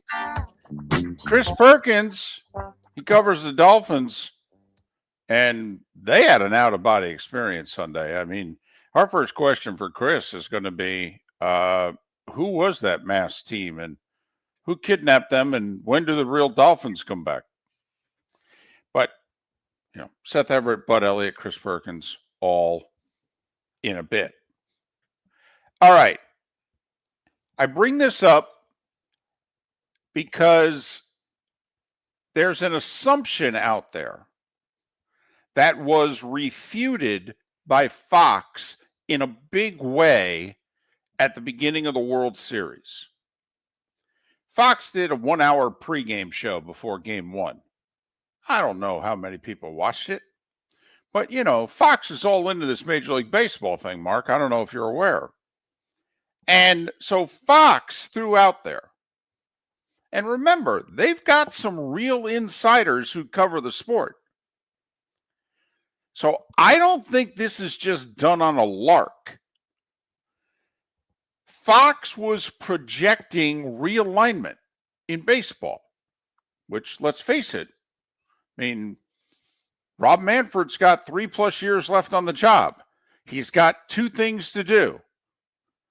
The next labor agreement, and then pick the 2 places that are going to be teams 31 and 32. And then he's done. I'm out. I did my 15 years. Next. Yeah, and then the only other thing, and we talked about this yesterday briefly, is that he threw out there he wants the players to play in the Olympics. Right. Which, at the end of the day, is part of the CBA. I mean, really, you really put that in with the CBA, but just to bring up what the other, I guess, goal of Manfred is before he's done. I'll say this, though. I mean, because who would be the biggest resistance to the players playing in the Olympics? It would be the owners. So if Rob Manfred is able to look at the players in the negotiations and say, I've talked to the owners, they're going to let you play. That's a pretty big solid, because I think the players want to play. David, I agree with you wholeheartedly that they want to play. I think little things, I don't know how many baseball players are paying attention to hockey, but the 4 nations got enough juice in the sports world that I think other pro athletes went. I mean, the basketball players certainly did. Yeah. When does the NBA ever pay any attention to the NHL? That would be never. Right. And the 4 nations made the NBA go, do we need to look at our all-star game differently? Right. And so I do think that the baseball players, at least a few of them went, I'll be damned. That's pretty cool. So I'm with you. The owners are going to hate the idea of shutting the sport down for 11 days or whatever it is. Right. It's an extra week. That's what Manfred, and never mind the whole risk of injury, which you brought up as an owner, you'd be like, there's no way I'd be for this. But if Manfred's speaking publicly like this about the Olympics, then he's already greased the skids behind closed doors to make this happen, no matter what the grievances are. He's got the votes. They'll go along with this. It is in the best interest of the sport as a whole. I mean, worldwide stage, the Olympics, all right? I mean, baseball games in prime time.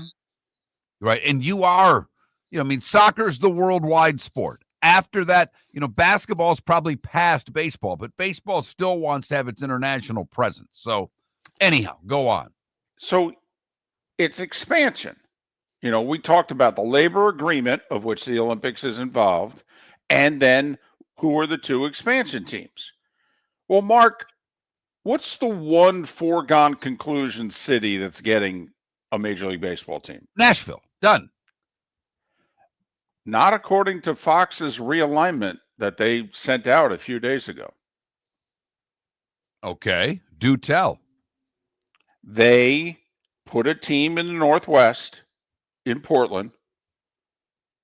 But Mark, remember, we made the case because we took the logistics into play. We think adding another team out west is one too many. That when we go to these 8 4-team divisions, that you've got 9 teams out west and it's too convoluted. And one team is going to stick out like a sore thumb. And so we actually said, if you're sitting down and you're looking at the divisions and you want to put divisions together based on geography, which is apparently where Manfred wants to go. He wants to realign. What the NFL won't do. Manfred wants to essentially force the Dallas Cowboys to no longer be in the NFC East. He's like, you're in Dallas, for goodness sakes. This is the division you're going to be in. Okay. Football obviously has not been willing to do that with certain franchises. Mark, never mind how many teams that Fox has moving from one league to another. It's a staggering amount. And I don't know if the fan cares about that anymore. With interleague play, I'm not sure that they do. I think that the Yankees, Mets, Red Sox, Phillies fan might. I think the Cardinals, Cubs fan might.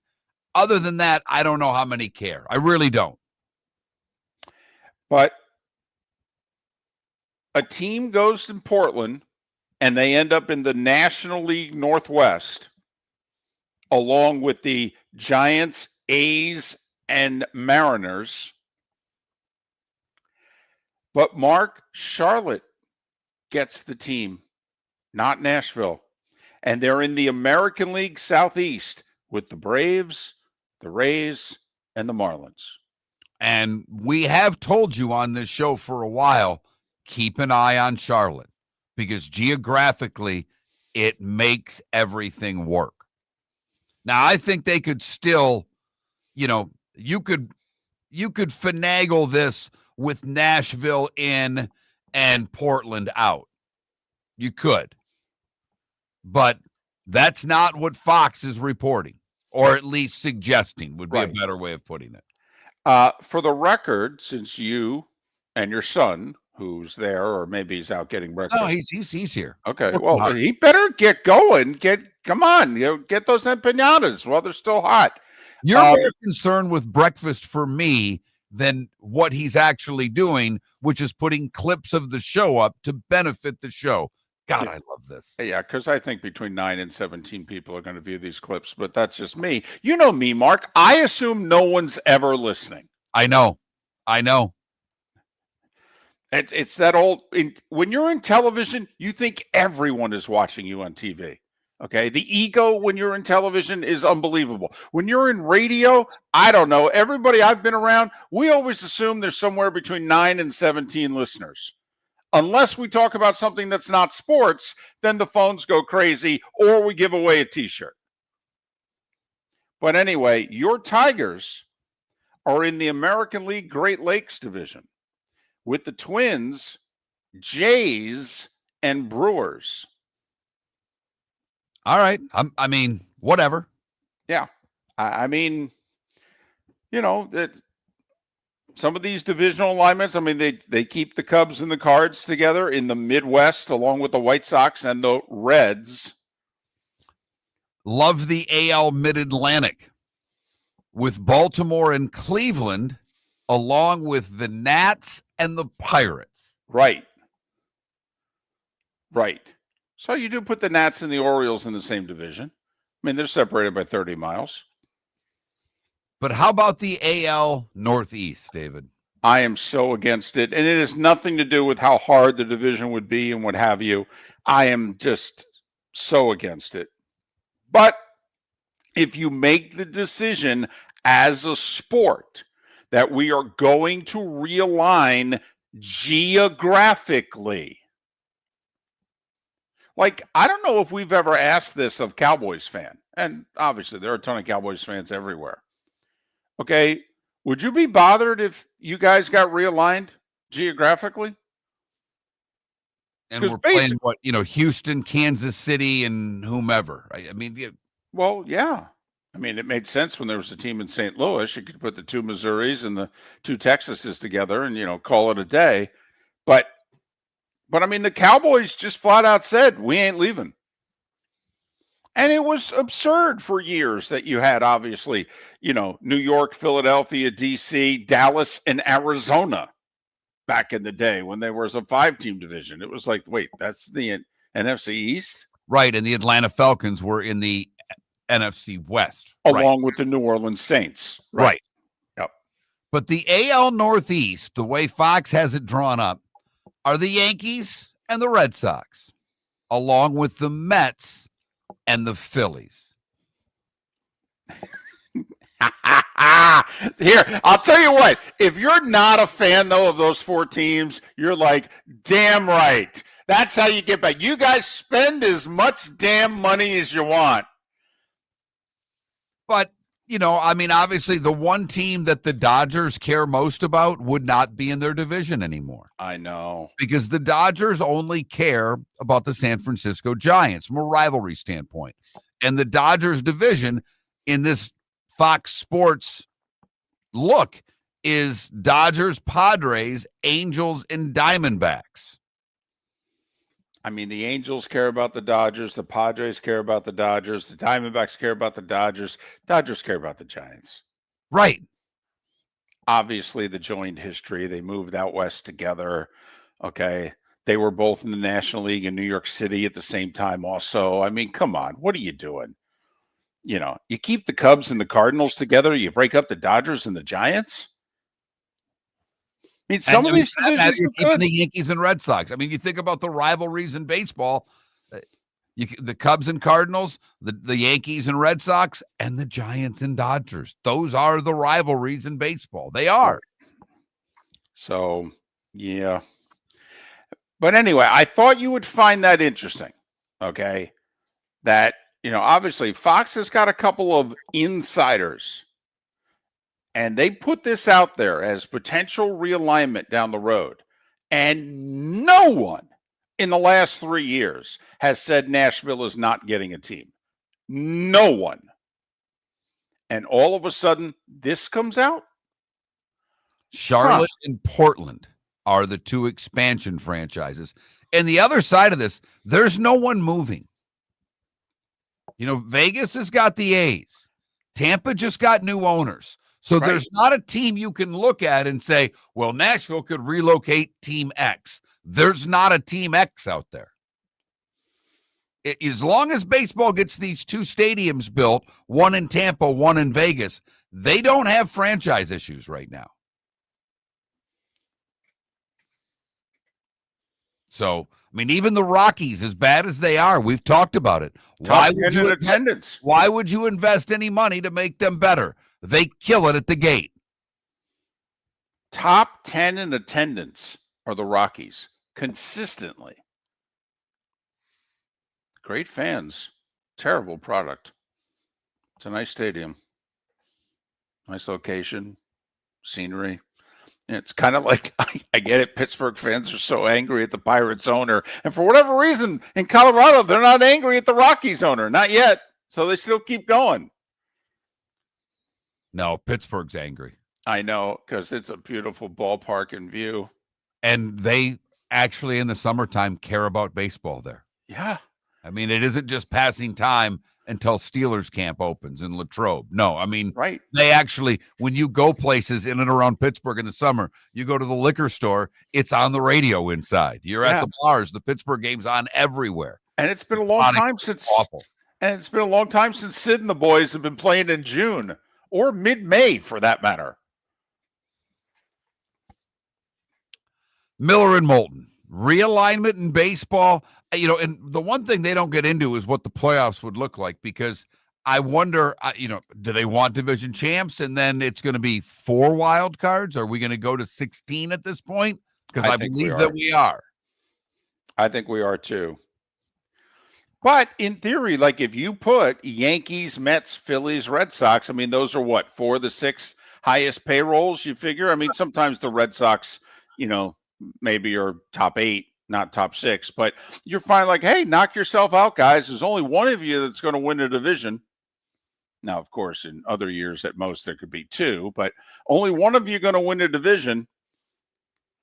But at the same time, if there are 8 teams, all 4 could make the playoffs. It's possible.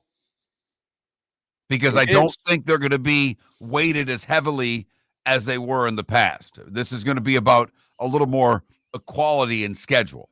Okay, let me ask you this. Would you do it that way? Or would you say top 2 teams in each division? No, never. Why?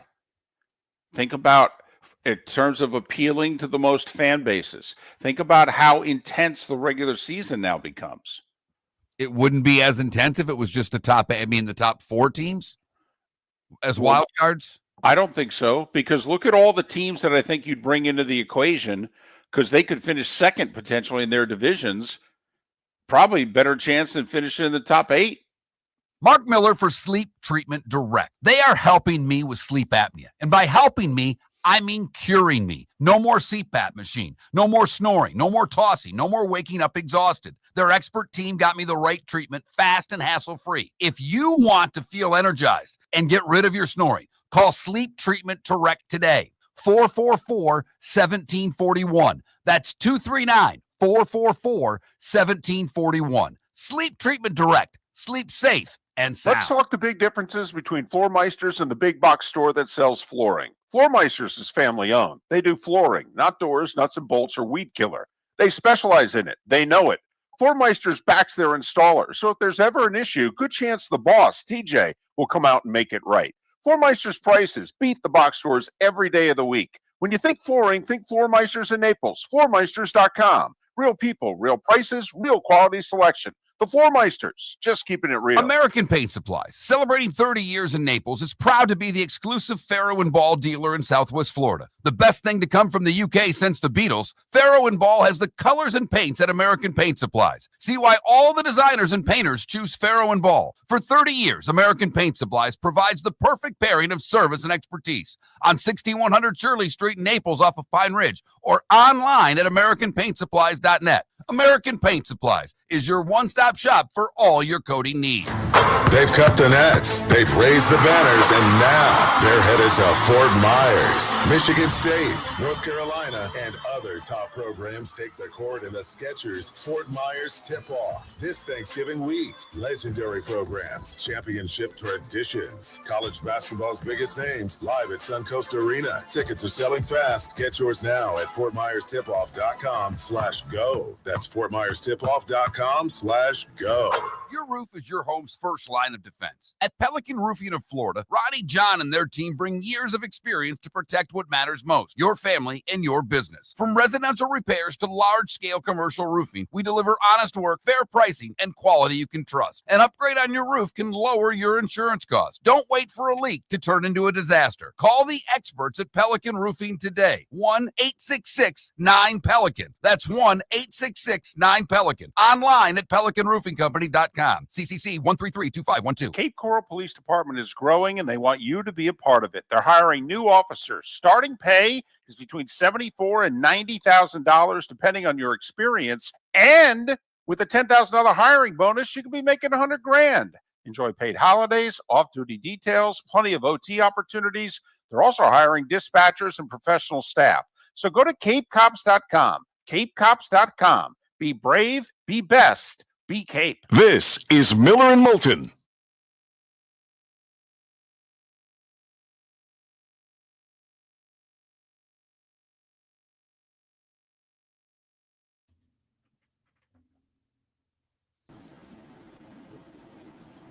Hi, Seth. Morning. How is everyone? Really well. You? I'm okay. A little tired. Stayed up late yesterday. Watching the Avs. Yeah. Yikes, they're good. You guys went out there and said we can skate with anybody, and the Avs said, "Well, Hold we'll my see. beer. We'll see." There was a stretch when they were losing 5-0 that they scored 4 unanswered in like 6 minutes, and you were like, maybe. But that was wild. Only would have been better if the Avs were wearing Nordiques jerseys. There we are. That realignment thing, I actually did a podcast about it. That came out over the summer. And the only differences that I heard from the story that you guys were talking about is they would abolish American and National League. Yes. It would be Eastern and Western Conference. And they're not married to 4-team divisions. And the Dodgers Giants thing is a big deal. Like that's a real thing. Yeah. There's no way either. So that's 2 no votes against this plan right there. Because there's no way either. I'm just saying that plan just seemed incomplete. That's all I was saying. Right.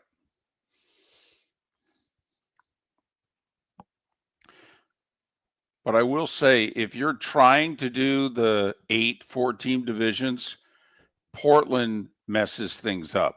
Correct. But if you're getting rid of American and National League because there's no point to it, a division of Mets, Phillies, Red Sox, Yankees makes a ton of sense. Right. They have to do it. Right, because the word interleague would be erased. And Correct. It would just be the Mets playing the Yankees would be like the Devils playing the Rangers. It matters. Right. So that means they'd only play 3 times a year. Hello. Terrible. Awful. It's absurd. They play 3 times a year in the year, and it's all in a span of 2.5 weeks. Yeah, I know. That's ridiculous. It is. I think the Rangers last year were done playing the Islanders before the Super Bowl. When they put it into the program to make the schedule, if you get that, hit reset and do it over. Right. I don't disagree.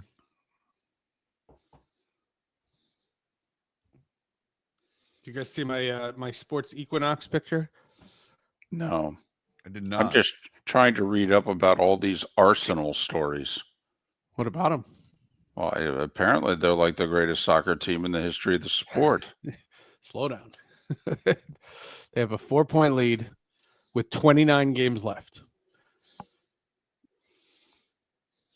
It's a little premature.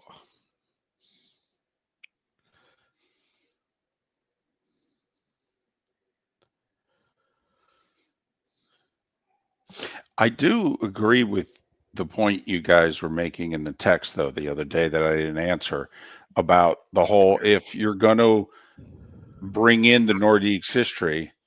Now, the question, when did they retire number 8? Oh, it's some French dude. I read this article. No, not who, but when. Because the key is, like, if you had already given Makar the jersey, like, in Boston, they retired. No. They retired it before they moved to Colorado. Gotcha.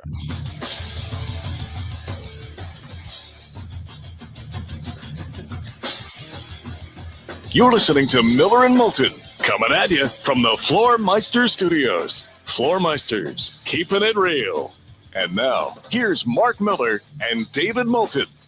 Halfway home on a hump day, so we are right smack dab in the middle of our week, except for those in Port Charlotte and Venice and Lake City and Live Oak, in which they go, what are you talking about? You've already done 2 hours. There's 1 hour left. Miller and Moulton. MillerandMoulton.com, Miller_Moulton on X. Seth Everett joining us once again. Ladies and gentlemen, for those who were with us last week, and we spent a decent amount of time discussing how Carolina and Colorado in the NHL used to be Hartford and Quebec, and then those 2 teams were going to play, and they were going to wear their old jerseys. Don't think that the conversation ended at 8:15 a.m. Eastern last Wednesday. Okay? Don't think it for a second. all of a sudden this text thread starts in which Seth is up in arms again, okay, about how can Gail McCarr have this number if Quebec retired this number back in the day? If you're going to honor their history, then that number should be retired. He needs to get a new number. But if you're resetting the history, then you can have Cale Makar wears number 8, but don't wear the Nordiques jerseys. Listen, just, if Espo and Bork were wearing the same number and they retired Espo's number and Bork was gracious enough to start wearing a new one. Oh. But my favorite is Luis Aparicio, retired by the White Sox. Omar Vizquel signs a free agent deal. He's at the tail end of his career. And he asked Luis Aparicio, hey, do you mind if I wear your number? And what's Luis Aparicio going to say? He's not a bad guy. He says, of course. Well, so the White Sox retire numbered for all time unless you ask. Well, it goes that way. It's happened that way in college football quite a few times. I mean, Mark, who was the Michigan quarterback? Was it Devin Gardner? Who was it who brought... wasn't it Shoelaces there that they brought out the... He wore like the 98 of somebody. Yeah. Was it Harmon's Harmon's number out of retirement or whatever? You're right. Right. Syracuse has retired 44 76 times. Right. Jim Brown, Billy O, Ernie Davis. So, I mean, you're going to go to the wall with this Cale Makar thing? I mean, the Rangers, I think, have 2 number 7s retired. Okay, because I think, somebody they retired from the 40s while Rod Gilbert was still wearing it. So then they retired it for him too. I mean, Mark Tardif, he played from 1974 to 1983. Okay, and that's his number was retired. Right, and so therefore, according to you, Cale Makar needs a new number. Cale Makar is wearing somebody else's number. He's an Omar Vizquel. Ladies and gentlemen, that's just to give you an idea, ladies and gentlemen. Your day can be going along swimmingly, and all of a sudden, this is the text thread that you will get. Like Miller and Moulton don't have anything else on their agenda. Last night, the Devils. Really, we don't. Last night, the Devils are in Colorado, and they were panning the crowd, and there were a couple of fans wearing Colorado Rockies hockey jerseys. There you go, from back in the day. That was awesome. So then I'll give credit where credit is due. MSG found footage of Chico Resch playing goal for the Rockies, and that was cool. And that's cool. That stuff is neat. If they wanted to do that, now, if you wanted to have the Devils wear Rockies jerseys against the Avalanche, that's interesting because you're not offending anyone. No one. That's the difference. You're not talking. And I wanted to make another rule in football. I watched Wait, you want to make a rule? I want to be the uniform police. I've told you that, guys. This over the years. That uniform police is my fantasy job. If the Philadelphia Eagles are going to wear throwback uniforms, tell the Giants and have the Giants wear throwbacks too. But it's it so like what Seattle and Tampa Bay did, where they both wore throwbacks, and it looks better. When one is wearing throwbacks, the other one shouldn't. And for the Pittsburgh Steelers on Monday, the other team should have worn throwbacks also. Plus, those are heinous. But they made the Bumblebee. That's not their fault. No, they made the Bumblebee jersey look good. Those Steelers jerseys were so bad. Because they've got the one gold with the black that they look like bumblebees. That thing they wore on Monday night was terrible. For anybody that wanted Aaron Rodgers to beat all 32 teams, when they walked out of the tunnel, you went, oh, they're going to lose. Seth, I take your uniform police and I go to another level, as Mark would say. It goes to 11. Okay, because I start rooting against teams. If they wear an offensive uniform, okay? Particularly on Saturdays with David. Yes. Ohio State comes out in this alternate jersey, alternate helmet thing. Oh, my goodness. David's immediately rooting against them. I mean, anybody but Oregon. Oregon can wear, because they're the standard for wearing 9 million jerseys. That's what they do. That's who they are. That's part of their shtick. Right. Right. Anytime I can't see the Buckeyes on the side of the Buckeyes helmets, I lose my mind. Yeah, uniform police. I have so much fun with that. So much fun. So this is for baseball, for when they do the specialized days, like breast cancer awareness and honoring the military, put little logos on the hats. Don't change the color of the hat. Don't have the New York Yankees wearing a pink hat. They look ridiculous. I agree. As ridiculous as the NHL looked yesterday, not waiting a week to have their frozen frenzy. I mean, really, and you love Gary Bettman. I get it. And Gary Bettman, by and large, has done a very good job as commissioner of the league. But if you're going to have a day where everybody plays in your staggering times, wouldn't you want to do it when after the World Series? World Series is there over. You go. Yeah, that's you wait a week, Seth, and here, wait for it. You might even get a little play on ESPN all college football weekend long about what's coming up on Tuesday. You might get it on Monday Night Football of what's going on Tuesday. But during the World Series, I just think it's another time in which the NHL has a PR blunder. Well, it's funny. The blunder of it was it didn't even register with me. I saw it. I read it. I knew that it was happening, but I had to finish Sports with Friends, and I said, okay, I have till 9:00 because that's when my team was playing. I didn't watch any of the other games because I had work to do, and it was just a night. It wasn't a special thing. The NHL, I guess, did a red zone. Yes, kind of thing. That's what I was going to ask you about. Yeah, How many sports? Because obviously we are not only conditioned, but we as fans love NFL Red Zone. We love going from game to game in the NFL. I'm full on addicted to it. Right. I'm curious how many baseball fans want to see baseball Red Zone. NBA fans, because NBA TV, if you're into it and they're not showing a game, they try to do Red Zone on nightly basis. Right. How many people watch? How many people are into it? The three of us are all hockey people. Yeah. Do we want to have snippets from hockey game to hockey game to hockey game to hockey game? Because the beauty of the Red Zone is they usually only go to it when you're in the red zone. Right. Like you can go to a hockey game and get a 3-minute snippet with 4 stoppages and the puck just going back and forth and no shots on goal. Right. And they've talked about doing it for college football, but the problem is they don't have the rights to all the games. Right. So it would just be hard. I think the NFL Red Zone is a unique, a unicorn. And to be truly honest, it's remarkable. I don't know that you can copy it. I don't think you can, because we expect something. Last night, my son's in town. We had the Frozen Frenzy channel on, and they switched to the Pens Flyers game. Like, ooh, and the Pens were on a power play. So it's like, ooh, they're going to score. And then there's a turnover. Like, uh-oh, here comes Philly. And then like, oh, we're just seeing live action. I was waiting for the I thought it was a highlight. Delay of game where they're giving us 30 seconds in and something's going to happen.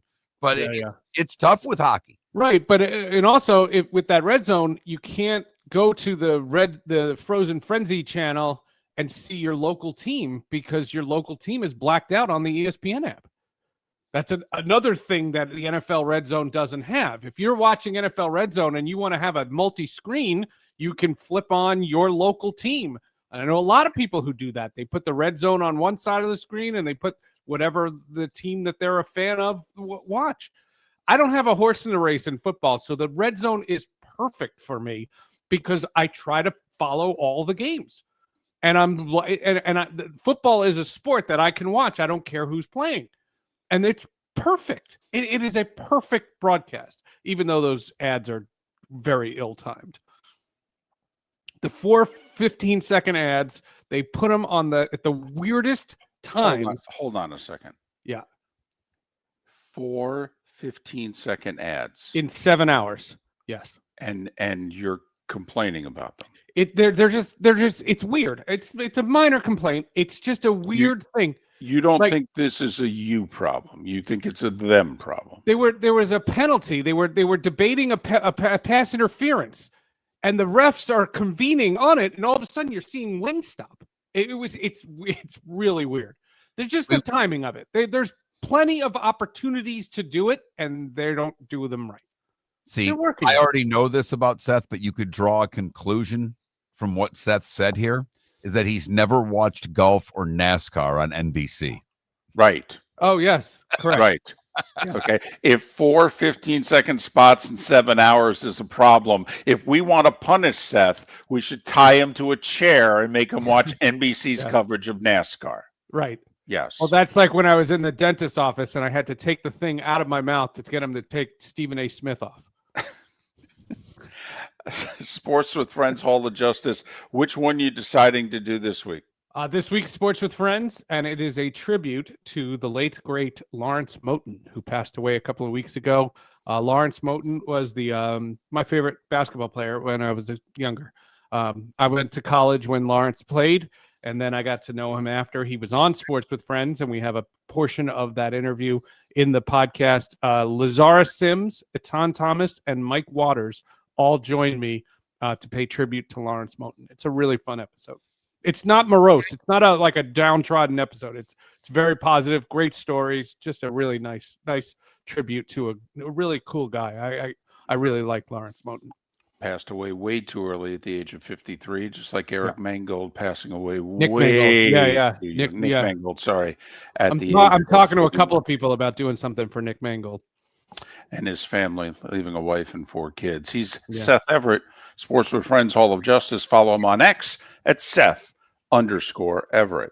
Miller and Moulton. Bud Elliott in 25 minutes time. Chris Perkins at the top of the hour. Who was that mass team on Sunday?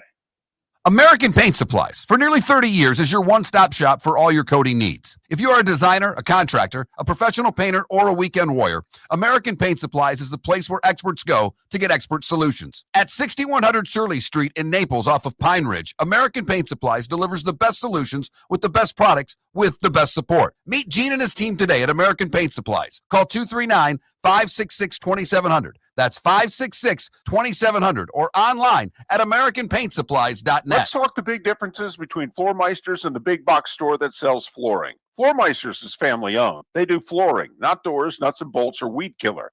They specialize in it. They know it. Floor Meisters backs their installer, so if there's ever an issue, good chance the boss, TJ, will come out and make it right. Floor Meisters prices beat the box stores every day of the week. When you think flooring, think Floor Meisters in Naples. FloorMeisters.com. Real people, real prices, real quality selection. The Floor Meisters, just keeping it real. Your roof is your home's first line of defense. At Pelican Roofing of Florida, Ronnie, John, and their team bring years of experience to protect what matters most, your family and your business. From residential repairs to large-scale commercial roofing, we deliver honest work, fair pricing, and quality you can trust. An upgrade on your roof can lower your insurance costs. Don't wait for a leak to turn into a disaster. Call the experts at Pelican Roofing today. 1-866-9-PELICAN. That's 1-866-9-PELICAN. Online at PelicanRoofingCompany.com. CCC 1332512. For over 50 years, the Nolan family has been dedicated to protecting local families. Nolan Family Insurance is a second-generation independent agency that specializes in home, flood, auto, and boat insurance. They take the time needed to explain your coverage options and answer your questions so you can make an informed decision that's right for you. If you're looking for an agency that treats you like family, call 941-639-1122 or go to NolanAgency.com. That's 941-639-1122 or NolanAgency.com. This is Miller and Moulton.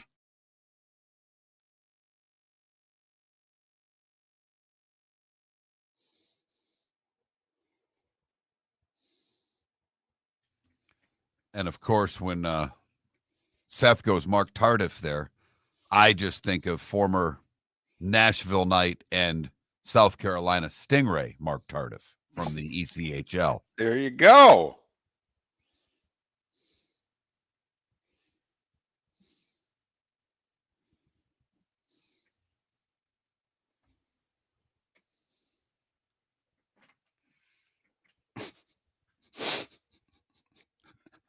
Anybody see the Danny Hurley clip from an exhibition game?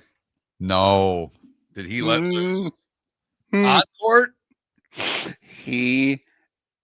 I guess they scrimmaged Michigan State. He calls a timeout. They're up 16. And he brings these guys. He just has his arms folded and is screaming at them. and I can read lips pretty well.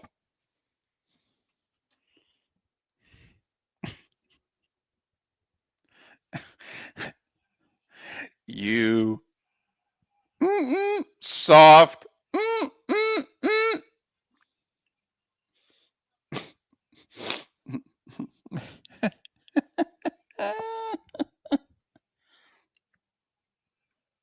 You soft MFers. Yes, You soft MFers. You effing soft MFers. Yeah. Uh-huh. Mm-hmm. Yep. Remember, this is October. And Wes, if my son ever gets into this business, I will probably cut his arm off. He is doing just fine. He has fun with the weekly podcast. If he ever says, I'm quitting my job to come work for you, I will drive to Greenville, North Carolina, and knock him out. And he's looking right at me and knows that I still can. Only way I get into sports is if Charlotte gets that baseball team. There you go. They might. Pushing hard for that for a couple of years now. They might. I just don't think they have that city's so spread out. Well, and they're all Braves fans too. The whole state is. The Braves have always said no to Charlotte, which is interesting that they're allowing Nashville and not Charlotte. Now that the Braves Stadium has moved, the new Braves Stadium is closer to Nashville than it is to Charlotte. Not by much. Also, it'd be the Concord baseball team. There ain't no room in Charlotte. So it'd go north of the city and that way? Like University of Charlotte's not even in Charlotte. It's in Concord.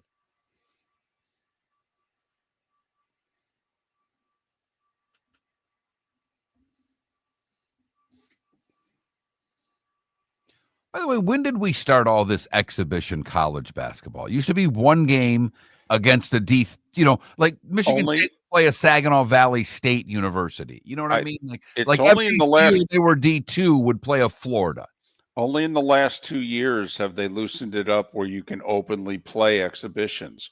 Remember, there were times when there were like natural disasters, right? And remember, Kansas and Missouri, I think, tried to schedule an exhibition one year, and the NCAA was like, no, and they were going to give all the money to the flood victims or whatever it was. Yes, right. And so they only loosened it up here very recently. Because remember, it wasn't that long ago, Mark, when reporters would find out the results of the exhibition and they would just send them out on what was then Twitter. And you'd be like, oh, and no one's even supposed to know that they played. And then, right. Memphis would play Louisville and it would come out. And John Rothstein would tweet Memphis 83-74. And you're like, oh, wow, really?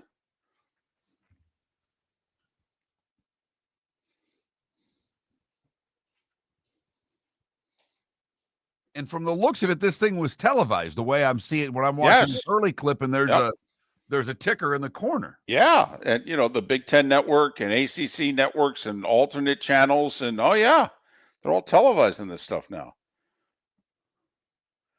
Regular season starts Monday, by the way. Ready or not, November 3rd. Here it comes.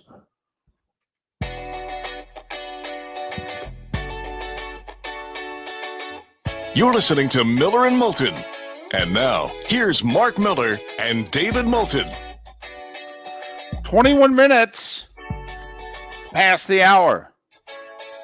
Miller and Moulton, millerandmoulton.com, Miller_Moulton on X. So what did we settle on for a poll question? We never did, David. Okay. Oh, we never did. We had 4 of them. Well, we had 2. We had 2 that are both good for later in the week. Okay. All right. We had the fired coach. I guess we could still put that up. Which college football coach will get fired this Sunday? So, anyway, we had so much promise once again. And we could put the cat question up because it's National Cat Day. We could, but you're against it. You just don't think it has enough oomph. Plus, what would be the question? Do you like them? Yes or no? Yeah, it's National Cat Day. Do you like cats? Yes. Okay. No, I hate them. would be the three choices. Can you humor me? Just put Paul Newman's quote from Letterman, "Where the hell are the singing cats?" No? I'm in. I'm in. Hey, listen, I throw this out there only because certain NFL teams are doing really well right now, but it doesn't take a whole lot to go from the right side of the, hump to the wrong side, in which all of a sudden, you win 5 out of 7, and then a few things change and you can lose 5 out of 7. So they have the what if NFL standings. Have you seen it? I have not. So it's what if every one possession game went differently. Okay. So that includes, obviously the ones that you lost, but also the ones that you won. Right. Here's what's interesting. The Chiefs would be unbeaten. So when the Chiefs win, they whoop you. And if you can keep it close, they lose. Interesting. The Texans would be unbeaten. What would Arizona be? Arizona flipped 3 instead of 2 and 5, 5 and 2. By the way, the Jets, instead of before they won, instead of being 0 and 7, would have been 5 and 2. So the what if game. Now here's the other way. Tampa Bay. Before last week, flip it. That's what they would have been. Instead of 5 and 2 heading into New Orleans, they would have been 2 and 5. The Niners the same way before the Houston game. They were 5 and 2. Flip it. Would have been 2 and 5. Here's the Eagles. Instead of 5 and 2 before they whooped up on the Giants, they would have been 1 and 6. So the Bucks, Niners, and Eagles. Remember when the Bucks and the Niners played earlier this year, and the Bucks points for, points against was 0, was dead even, and San Francisco was like +9 heading into that game, and they both had robust records. But by the way, the line of the playoff teams in the NFC right now, when you look at point differential, the Lions at +64 are at the top of the list. They're a wild card team. The Rams, also a wild card team. They're a point better than the division leader Seahawks. Rams are +58. Seahawks are +57. Then the Packers at +43. The Eagles at +23. The Bucks at +19. And the Niners are -4. But there's no one who's not in the playoffs in the NFC that has a positive point differential. Arizona at 2 and 5 is the closest at -1. Cowboys next -4 for what it's worth. But if I were to give you the $20 bet right now and say, David, who's going to be the 1 seed in the NFC? Who do you think it's going to be? Philly. And I know you pointed out they still have 4 games left on the schedule that are very challenging. Well, their road games are challenging. I mean, they are. They still play at Green Bay. They play at Dallas, and I know they always beat the Cowboys. They're at the Chargers. They're at the Bills, and they're also at the Commanders, but I don't think much of the Commanders. They play Washington 2 times. They have a home game against the Raiders. They have a home game against the Bears, and they also host the Lions in a Sunday night game mid-November. So, think about it. They're playing Green Bay and the Lions. They're playing Buffalo. And they're playing the Chargers. Never mind, they still have to go on the road, right? And play Washington and Dallas? And Dallas, right. Yes. So, but I don't know. Tough not to have confidence in Philly. They've been to 3 Super Bowls in 6 seasons. No, I think I'm with you, David. Until proven otherwise, yeah. The road to the Super Bowl goes through Philadelphia. Whether they get the 1 or not, you're going to have to beat the Eagles to get to the Super Bowl. And in the last 2 weeks, two things have happened. A, they found a passing game, and then at the same time, they got Saquon going, at least against the Giants. I mean, wait a minute. So they had the three beasts to feed, and they've managed to feed them all, the two wide receivers and the running back in the last 2 weeks? Much of the way that we've talked about the Chiefs and that they're starting to look like the Chiefs. Right. And we even compared them to the Patriots and go, yeah, look at the start. And who do they remind you of? Well, the Eagles kind of have that too. It was just a few weeks ago that we were wondering what's happened to the Eagles. And I don't think anybody is wondering that right now. Because of the 18-inning game and because of everything still from the weekend before, I didn't mention this, and this may sound remarkably stupid, like really, you wasted a minute of our time making this point. But remember 2 Monday nights ago, we were in Detroit, and I made sure to pay, and I had to pay, significant money to get a ticket inside Little Caesars because I had never seen Connor McDavid in person. And I wanted to see the best hockey player in the world play. So that every time he took a shift, I just watched him. I wanted that. And it was an awesome experience. And I would do it again. And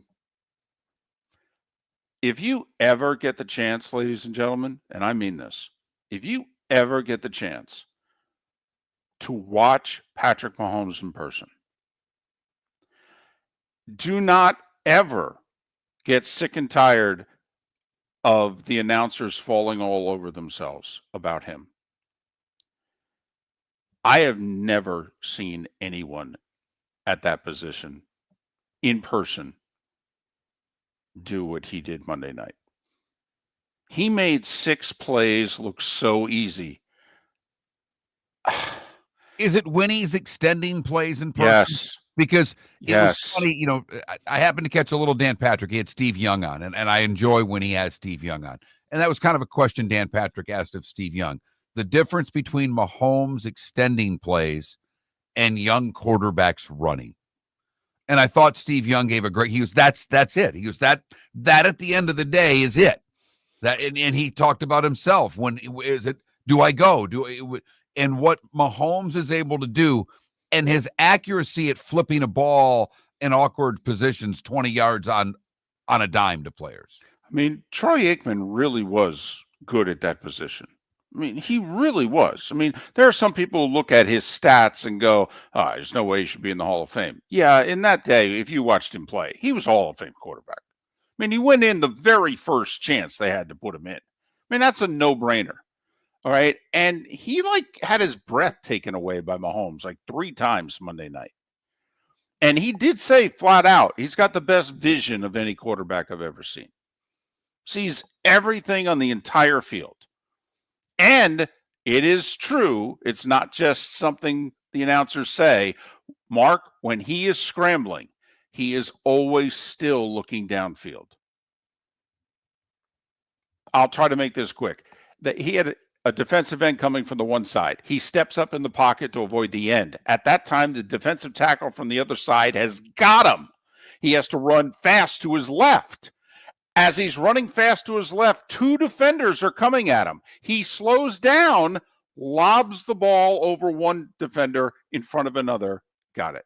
Your roof is your home's first line of defense. At Pelican Roofing of Florida, Ronnie, John, and their team bring years of experience to protect what matters most, your family and your business. From residential repairs to large-scale commercial roofing, we deliver honest work, fair pricing, and quality you can trust. An upgrade on your roof can lower your insurance costs. Don't wait for a leak to turn into a disaster. Call the experts at Pelican Roofing today. 1-866-9-PELICAN. That's 1-866-9-PELICAN. Online at PelicanRoofingCompany.com. CCC 1332512. This year during Thanksgiving week, Fort Myers takes the national stage, hosting not 1 but 2 elite women's college basketball tournaments, the Fort Myers Tip-Off and Coconut Hoops, both featuring Power 4 teams and nationally ranked programs. Few places in the country can showcase this level of talent. We're proud that Fort Myers is one of them. Don't miss your chance. For tickets, go to visitfortmyers.com/basketball. Lee County, building a better community through business, sports, and tourism. Mark Miller for Sleep Treatment Direct. They are helping me with sleep apnea. And by helping me, I mean curing me. No more CPAP machine. No more snoring. No more tossing. No more waking up exhausted. Their expert team got me the right treatment, fast and hassle-free. If you want to feel energized and get rid of your snoring, call Sleep Treatment Direct today. 444-1741. That's 239-444-1741. Sleep Treatment Direct. Sleep safe and sound. Let's talk the big differences between Floor Meisters and the big box store that sells flooring. Floor Meisters is family owned. They do flooring, not doors, nuts and bolts, or weed killer. They specialize in it. They know it. Floor Meisters backs their installer, so if there's ever an issue, good chance the boss, TJ, will come out and make it right. Floor Meisters prices beat the box stores every day of the week. When you think flooring, think Floor Meisters in Naples. FloorMeisters.com. Real people, real prices, real quality selection. The Floor Meisters, just keeping it real. This is Miller and Moulton.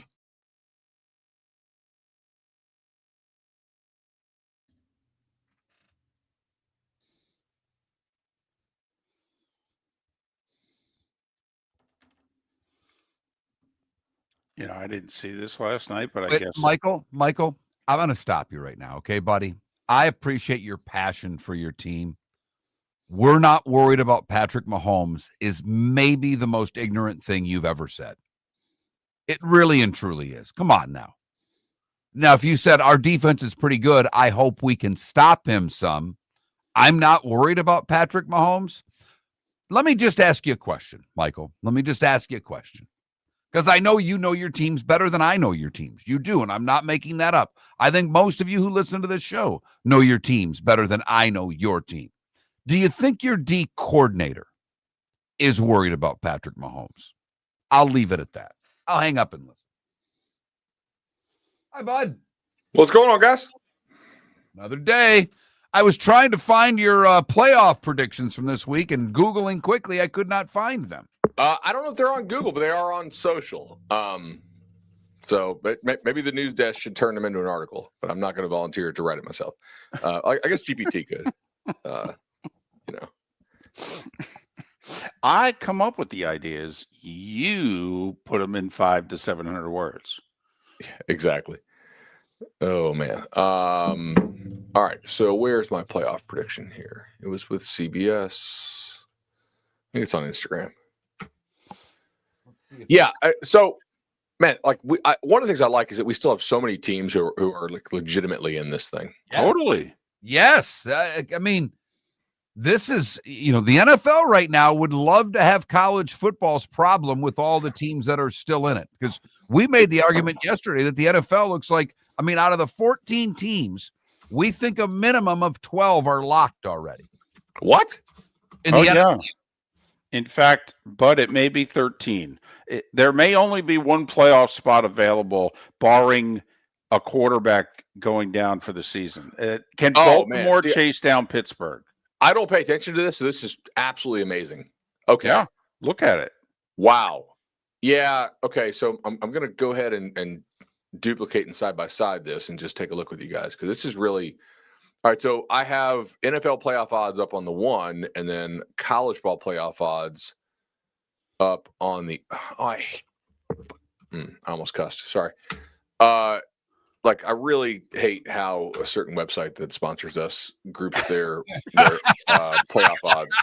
Like, obviously their odds are actually great, but the way they group them is triggering. In a super annoying way. Right. But they're not legal in Florida, so I guess we're not losing. Okay, so damn it, just playoffs, yes or no? Okay, so they don't, and then DraftKings does it the stupid way for NFL. That's fantastic. Okay, playoff odds so on FanDuel playoff odds, and then DraftKings playoff odds for college ball. Okay, so in college we have 3 teams that are not even listed on the board anymore, right? Ohio State, Indiana, A&M are completely not bettable. But so the NFL has 6 teams with better odds than Alabama, and 2, which is the number 4 team, and 2 teams with the same odds as Alabama. And the number, so what is that? 6, 7, 8. The number 9 team in the NFL to make the playoffs is -600, whereas the number number 5 team in college football is minus 330. Right. This. Thank you guys. I'm going to turn this into a pretty viral hit, I think. Wow. Yeah. No. There's a I'm there's a telling clear you. line in the NFL right now. There's already haves and have-nots. And if you were to take it I the just other don't way, watch Bud, NFL like this, so I had no idea. if you were to take it the other way and look at like the teams out of the playoffs, like the Cowboys, or I guess Baltimore is going to be the best odds of a non-playoff team that's in it right now because they're still favored to win the division, and they're 2-5. But I mean, of the teams that aren't in right now, I would have to think their plus odds are much larger than team 13, 14, 15 in college, if you know what I mean. There are 11 teams in college that are minus 120 or greater to go. There are 1, 2, 3. We coming back?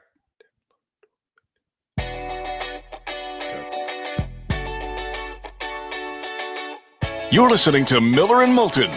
And now, here's Mark Miller and David Moulton.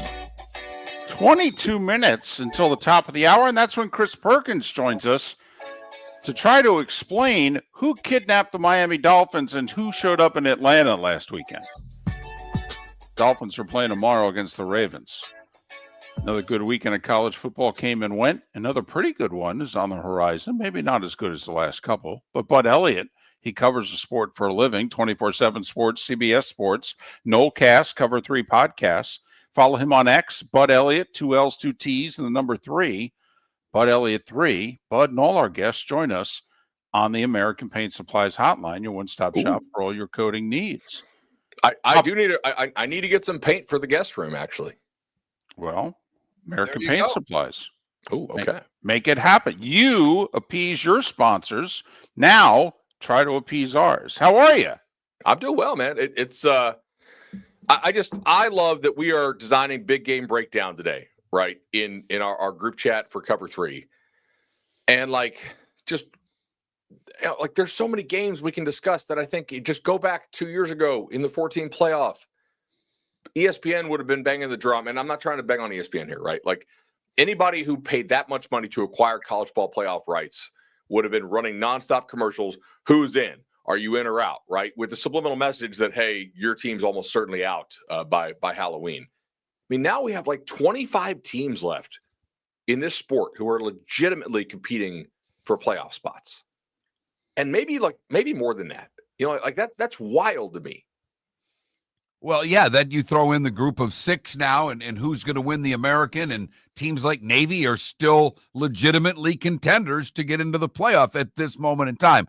But let's talk about the ACC first, Bud, because Miami may not play for the ACC championship, and everybody has Miami in the playoff. Right. What are the maximum number of ACC teams that you could see making the playoff? 4. Whoa. Wow. Now, look, you said could see, not do see, not will see, but in theory, could see. Yes, it certainly could be. And in fact, I had a listener send me the scenario the other day, and it was, where's this at? So essentially, UVA wins out and wins the league, okay? Georgia Tech wins out and loses in the conference championship game to Virginia. I got to think 12-1 Georgia Tech at that point is in.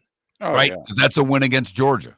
Correct. Louisville wins out and is sitting there 11-1 non-champion. They do have a win over JMU, which is potentially the team that's going to go to the college ball playoff in the group of 5. Although I don't think so, but they're certainly very much in the conversation. And Miami wins out 11-1 with wins over Florida, USF, and of course, Notre Dame. Who gets left out in that scenario? And of course, Louisville has the win over Miami, right? And Louisville beat Miami, and Louisville had an overtime loss, I believe, to UVA by 3. Right. Wow. Yeah. I mean, who do you throw out there? And that's where 10-2 Notre Dame would be in trouble. Oh, yeah. 10-2 Notre Dame is not even in the conversation if that happens. Because Miami does hold the trump card over them. You could say it was week 1, but it still happened. And if Miami has one less loss and a head-to-head win over them, Miami is not getting left out for Notre Dame. All right, since that's kind of the nuclear option, let's just go with it for a second. A little more sane. No, because then is if Oregon loses one more game, they've got USC, Washington, and Iowa, 2 of those 3 on the road. In that nuclear ACC option, and we all know what's going on in the SEC, is 10-2 Oregon in trouble? Potentially, because they only have one win over a team with a winning record right now. Now, Washington is clearly going to have a winning record, right? USC does, and Iowa is also playing really good football right now. So if they lose one more game, that also means they're beating Washington and USC down the stretch. So I do think if the loss was a competitive loss, they're probably good, but that's not a guarantee, certainly. And there's a chance that they're going to get left out for like a Washington, a USC, or an Iowa. And that's like whoever beats them is going to have a pretty good shot at going to the playoff themselves. All right. Best case scenario for the SEC as to how many teams. Worst case scenario for the SEC as to how many teams. Best case 5, which could happen. I think 4 is very likely to happen overall. I think 3 is the absolute worst case. It's very hard. 3 is essentially Georgia loses to Florida and Georgia Tech. Ole Miss finds a way to totally screw around down the stretch, and then it's maybe a Texas or a Vandy plus the obvious, Bama A&M. I don't think Bama is 100% Sharpie lock to be in the playoff at this point, but they're the team that is the closest to being Sharpie. The 3 that are Sharpied, if you want to use that term, who Vegas doesn't even let you bet on anymore because they're already essentially in, are Indiana, Ohio State, and Texas A&M. Bama's the closest to being in that, and there's nobody else that's really close at all to that right now. So I think 3 is the worst case for the SEC. I really don't see that happening. 5 is the best. I think 5 is pretty hard to see. Well, we did the simple math yesterday before we get to some specifics. We're talking college football with Bud Elliott, 24/7, CBS Sports, Nolecast, and Cover 3 podcast. Follow him on X at Bud Elliott, the number 3, Bud Elliott 3.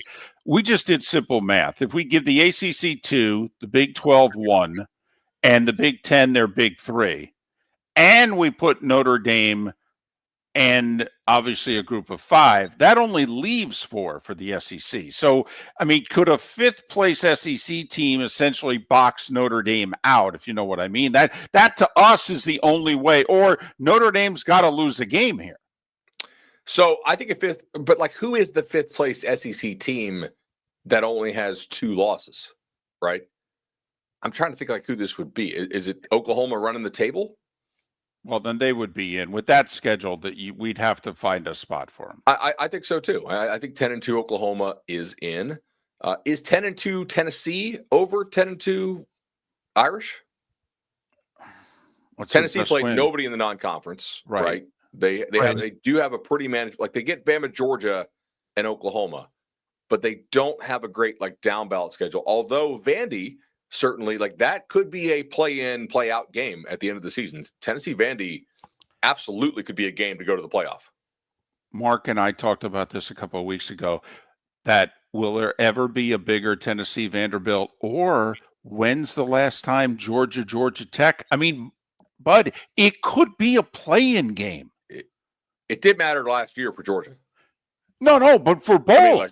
Yes, right. When's the last time Tennessee Vandy for both and Georgia Tech for both? Right. No, you're exactly right. That's forever, I would assume. What was the year Georgia Tech that they had the co-natty? 91? 91. 90 or 91. I forget. I get them confused. We had Washington, Colorado, Georgia Tech, and somebody else, and they were, BYU, right?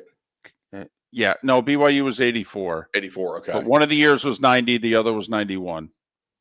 Was it Georgia Tech, Washington? I think it was Georgia Tech, Colorado that year. Colorado, And I okay. think the other year was Nebraska, Washington. Gotcha. That makes sense. Is the only way for the Big 12 to get 2 is for BYU to run the table and then lose the conference championship to Texas Tech? Or to wait, do they play Cincinnati? Don't believe they do. So yeah, they do. They've got Cincinnati as well. I mean, they've got a tough schedule. I think yes. I think the only way for the Big 12 to get 2 is undefeated makes it to the conference title game and loses. Right. And even then, I don't know. I do want to say, correct myself, it wasn't Nebraska in 91 because Tom didn't win his first title until 94. It was Miami who split the Natty with Washington in 91. Colorado and Georgia Tech split the Natty in 90. Gotcha. Okay. That makes sense. So I'll try to remember that next time because I always get Do better, David. Jesus. Sorry, my bad. Goodness, you not remembering who won a championship in 1990 starting to really piss me Well, listen, Bud had never experienced Moulton trivia before, where he comes up with the question and most of the correct answer, but not all of it. Oh my God! Can Lane go to LSU? I mean, that is a rivalry. People don't understand that Ole Miss. We kind of looked at it, if he went to Florida and Florida won a Natty, Ole Miss fan would go, well, see, they did it. We helped him get there. If he goes to LSU, they would hate him forever. Can he go to LSU, even though most people think the LSU job is better than the Florida job? I don't think LSU people think Ole Miss is a huge rivalry. I think they think it was like an annual game, right? But I think Ole Miss hates LSU a lot more than LSU hates Ole Miss. Right. Like to us, we think if Lane left Ole Miss for LSU, that the Ole Miss people would now feel about him the way the Tennessee people felt about him when he left. Sure. Yeah. And I don't think he cares. Now, I kind of think he might stay at Ole Miss. I mean, that seems to be more his speed. They're not really, really super into high school recruiting there. I think they're appreciative of what he does. I don't know how quickly they're going to be all right, what's next, Lane? Right?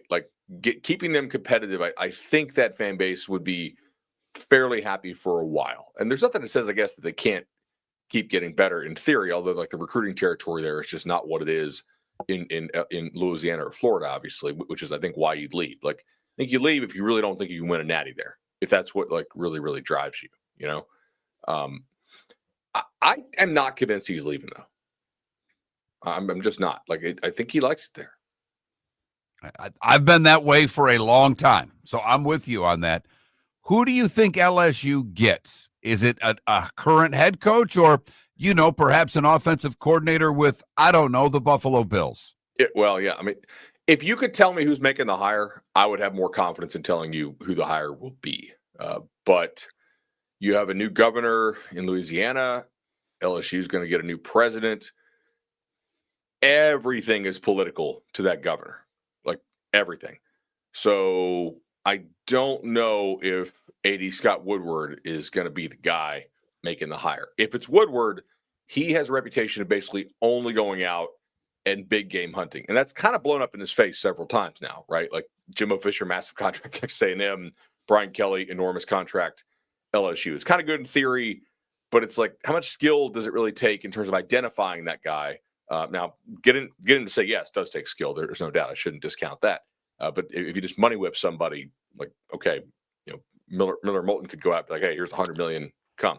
Well, don't you think also this is when we find out if Dan Lanning is really married to Oklahoma? Because LSU's called. I think Oregon, we found out when Alabama came calling. Are you sure? Because following Nick is an animal all to its own. Okay, but reportedly LSU's already called Oregon, and Dan. And don't you think this is when you find out if that's a long-term marriage or not? I will tell you, I talked to a couple prominent agents, okay, not daily, but I check in throughout the season. His name never, ever comes up, ever. I think it's just understood in the agent community that the deal Oregon has him on, whatever kind of arrangement is, he would be passing up on the opportunity to have so much money vest that it's just not something you can do. Is Dabo available? Like you said, LSU wants to go big game hunting here. They you want to win want the Dabo? pressure.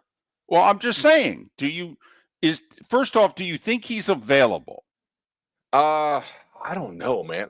That name hasn't really come up, but also that's a hard sell for me. You just beat that guy in their own stadium, and he has not shown a real willingness to embrace the new era. Okay. You know, like people are like, I want Saban. I'm like, you know, man, Saban was ahead of so many damn trends, but the one he kind of never embraced and the one that bit him was players being paid like above the table, not like, you know, hey, here's a stack of poker chips, go cash them in at Green Track, right? So, you know, I don't know if Dabo's available. But like again, if Woodward's not making the hire, then LSU is not so boxed in by having to have an enormous name. They can just go hire the best guy. How much of a shot do you give the Gators this week against the Dogs? Non-zero. I mean, Georgia doesn't really have much of a pass rush at all. And like, I think Gunnar Stockton's a good college quarterback and they have some real weapons, but you know, Florida's good enough on the line of scrimmage, I think, that to where they can hang with them. I do. Like, you know, Ole Miss doesn't have the people up front, I don't think, that Florida has. And Ole Miss almost beat them in Athens. So 10 seconds. Yeah, why can't Florida? First, Miami, SMU, 5 seconds. I would say Miami. I don't think SMU can hang. Vandy going to win at Texas? I think Texas. I think Texas D-line's a lot. Okay. Vandy have to run the table to get in the playoff? 10-2 Vandy doesn't get in, right? I think 10-2 Vandy gets in. Ooh. All right. Remember, they're only 7-1. Theory, they can afford a loss. Of course, we don't know to who. He's Bud Elliott. Follow him on X, Bud Elliott 3. American Paint Supplies, for nearly 30 years, is your one-stop shop for all your coating needs. If you are a designer, a contractor, a professional painter, or a weekend warrior, American Paint Supplies is the place where experts go to get expert solutions. At 6100 Shirley Street in Naples off of Pine Ridge, American Paint Supplies delivers the best solutions with the best products with the best support. Meet Gene and his team today at American Paint Supplies. Call 239-566-2700. That's 566-2700 or online at AmericanPaintSupplies.net. When Glass Doctor replaces your windshield, we don't just send you on your way, we send you off protected. Your local Glass Doctor includes the industry's only 12-month windshield protection plan at no extra cost. That means unlimited chip repairs and even a one-time replacement if needed. High-quality service backed by real peace of mind, right here in your neighborhood. Glass Doctor, Glass Doctor.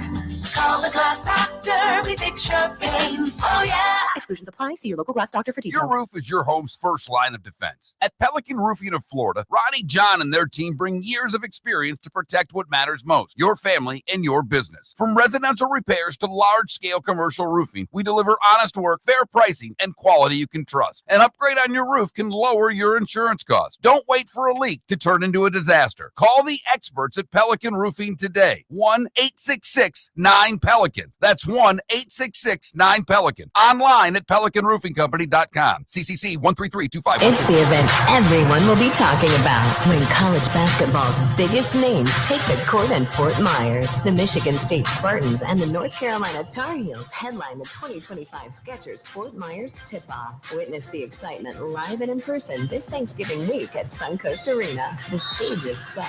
Will you be there? Lock in your spot now at FortMyersTipoff.com/go. That's FortMyersTipoff.com/go. See you Thanksgiving week at Suncoast Arena.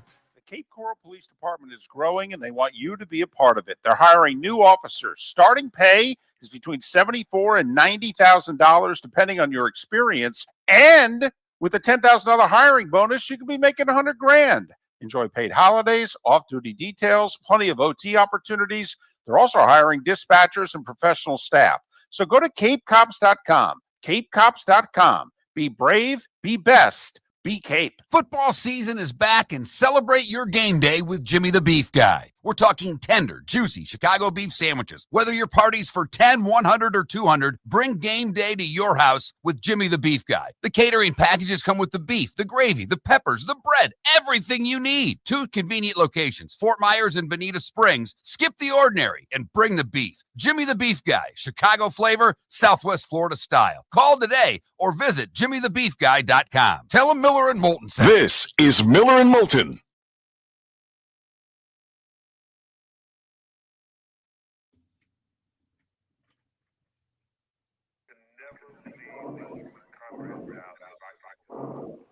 Morning, Chris.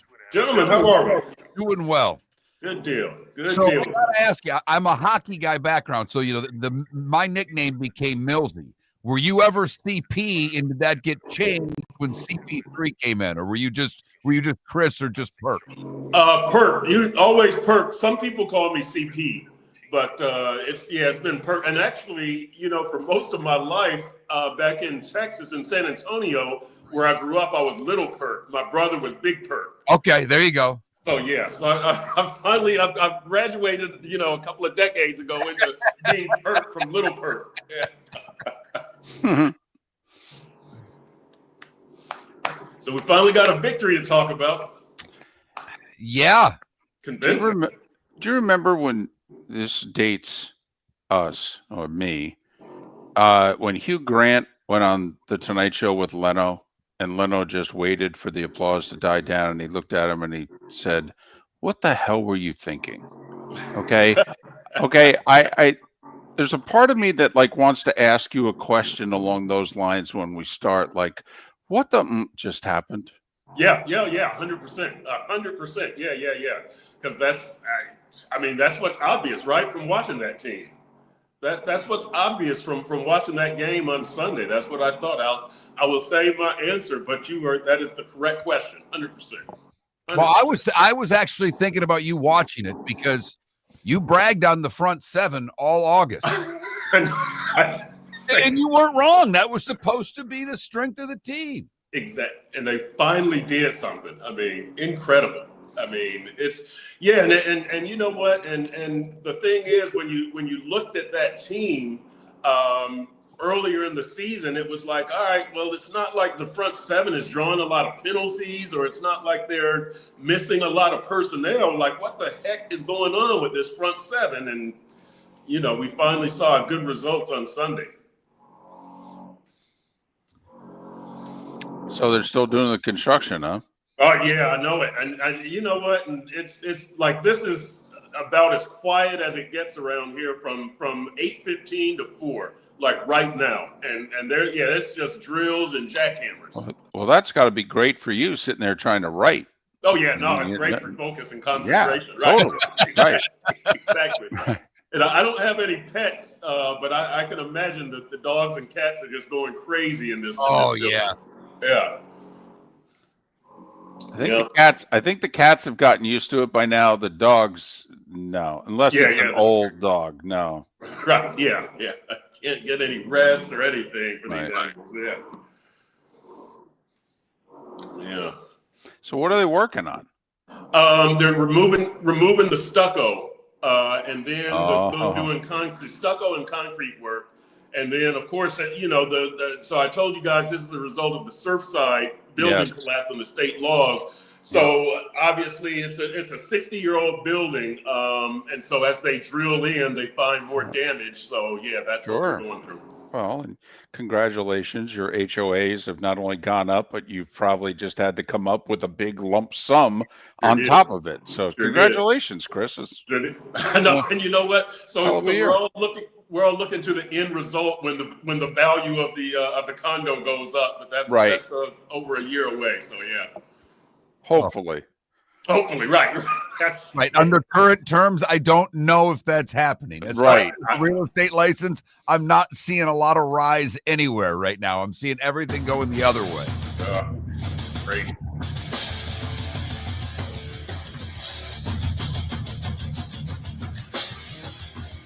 You're listening to Miller and Moulton, coming at you from the Floor Meister Studios. Floor Meisters, keeping it real. And now, here's Mark Miller and David Moulton. And our third and final guest on a hump day is Chris Perkins. He of the Sun Sentinel, sun-sentinel.com. And you can follow Chris on X at Chris Perk, P-E-R-K. He covers the Dolphins extensively, writes about them all the time. I'll clean this up. This is a family show after all. What the heck happened Sunday? Mike McDaniel started coaching up to his full potential. Anthony Weaver, the defensive coordinator, coached up to his full potential, and the players played up to their full potential. You know, what we saw on Sunday wasn't anything spectacular, right? This wasn't like somebody rushed for 200 yards or anything like that. I mean, Tua was crisp and efficient, 20 for 26, 205 yards, 4 touchdowns, no interceptions. Jalen Waddle with the 5 receptions for 99 yards, but nobody had like Myles Garrett 5 sacks. Nobody had 3 interceptions. This was this team doing what it should have been doing all year, could have been doing all year. Mike McDaniel, where was that 6th offensive lineman all year? Mike McDaniel, where was using 3 running backs all year? Where was sticking to the run all year? Players, where the front 7, you guys finally tackled to the ground instead of punching at the ball and trying to cause a turnover. We saw swarm tackling. All of these things are things that I thought we were going to see coming out of. This was the team that I thought that was going to win 9 games. Yes, I foolishly projected that. But that's what I saw on Sunday, the team that I thought was going to win 9 games. And I do think it's a repeatable formula. We'll see what happens Thursday against Baltimore. But again, they didn't do anything crazy. I think that this is repeatable. Well, I would say crazy was a team that couldn't stop the run, holding one of the premier runners in the league and a team to under 50 yards rushing. But Chris, this is something, you know, you preached it all August. The strength of the team is the front 7. The strength of the team is the front 7. Well, the front 7 had been god-awful. It looked like the front 7 you were talking about back in August. Yeah, and you know what Anthony Weaver, the defensive coordinator, kept telling us was these guys just need to play disciplined football. Do your 111. Do your job. Trust that the guy next to you is going to do his job. And we didn't see that trust. We didn't see that discipline all season. And so that's why every opponent had rushed for over 100 yards. And that's why Rico Dowdle went off on them and Kamani Vidal went off on them. We didn't see that on Sunday against Bijan Robinson, as you said. You know, they played disciplined football up front. You know, the front 7 all played to their assignments, and the guy next to them did the same thing. And that's what we saw. They tackled the ball carrier instead of trying to punch the ball out. They swarmed to the ball. These are, I just don't know why this team could not do this earlier in the season. But yeah, you're right. That's the front 7 that I thought we were going to see all season long. They did finish last year 6-3 and posting the 8-9. You know, they went from 2-6 to 8-9. In theory, if they go 6-3 again, they'll turn 1-6 into, you know, 7 I guess, you know, 7-9 with a final game remaining. So how important then, how significant is it to the future of the Dolphins tomorrow night against Baltimore? Like if they lose to fall to 2-7, do guys get traded by the deadline? And if they win tomorrow and they've actually put something together, you know, is there still actually belief they can chase down a playoff spot, even though they'd be at least 3 games out of the playoffs? I'm just wondering, does tomorrow have any real significance? I think tomorrow has huge significance. And by the way, let me apologize to everybody once again. You can hear the drilling and jackhammering in the background on my condo. That's the work going on the building. But anyway, yeah, it's significant because you have to keep this momentum going. You have to keep this belief going. I don't think the playoffs are a realistic destination for this team. I think what they want to do is see who can play and what needs they need to address in the offseason. Can Kenneth Grant play at defensive tackle, the 1st-round pick? Can Jonas Savaiinaya play, the 2nd-round pick at left guard? What about Dante Trader, the rookie safety, and things along those lines? what are these other guys going to show you? Cole Strange there at right guard. Even Bradley Chubb.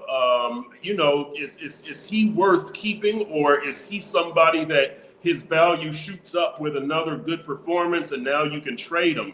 Jalen Phillips, are you going to re-sign him to a multi-year contract? He's playing on his 5th-year extension.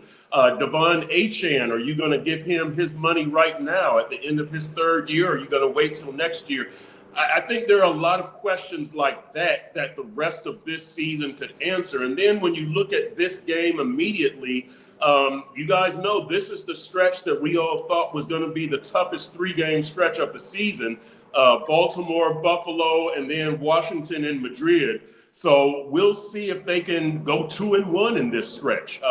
Hopefully they don't go 0-3 in this stretch. I think if they drop to 2-9, going 0-3 in this stretch, then the calls for Mike McDaniel's job again start cropping up, and you have to deal with that again. A victory, maybe he finishes the entire season with a victory. I think it's too early to say that right now.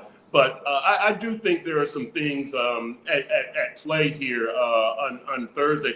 By the way, let's see if Tua can remain an efficient quarterback. I thought that he had confidence in the pocket as opposed to being a little bit skittish as he had been all season. So, yeah, there's a lot at play here on Thursday. It's nice when Waddle doesn't drop balls early for Tua. That seems to be a big part of it to me. If he has trust in Waddle, I think he's better off, obviously. But the one thing I found on this, Coach Chris, and I'm curious because you're dealing with the Dolphin every day. They're hitting you up on X. They're hitting you up. I'm sure the handful have found your email by now. Yep. The Dolphin fans I deal with didn't even care about the win. And that, to me, is the larger concern, is season tickets have to be renewed. That's coming up quickly. Like, the importance of the Thursday night game isn't just from the win-loss standpoint. I think it's for the fan base to care again, because I'm getting the sense right now that they were as upset about losing draft position on Sunday more so than they were excited about the win. Yeah, I would agree. And look, to me, you always want to have winning habits midway through the season. Now, if this team was winless, okay, I could kind of see, fans saying, no, let's play for the draft pick. But again, right now, I want to see who can play. Can, your draftees and the free agents that you picked up, and guys, especially all the guys who are younger than 30 years old, we'll say, can they play? Can they be part of a winning effort next season? So I'm not all for the tank and all that kind of stuff. That's not how Detroit got to where they are. That's not how Philadelphia got to where they are. You draft and develop no matter where you draft.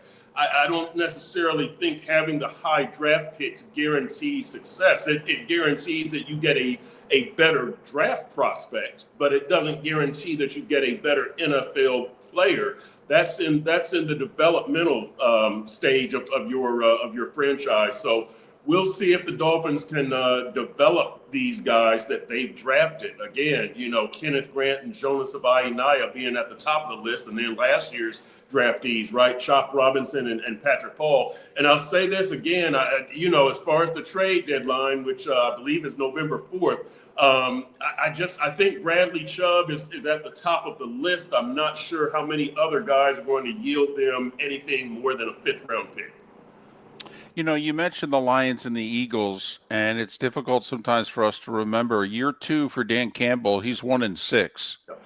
And Nick Sirianni's 2-5, year 1, but they both ended up winning 9 games. One made the playoffs, one didn't. Let's just take the playoffs out of it. Is it possible? I mean, if they finish this year, like they have found, let's just say they found something. Yep. Clearly the guys haven't quit on the coach. Yep. Okay, so let's just say they played the way they're capable of. I mean, right now we're all operating as if it's a foregone conclusion. They're going to have a new coach and general manager.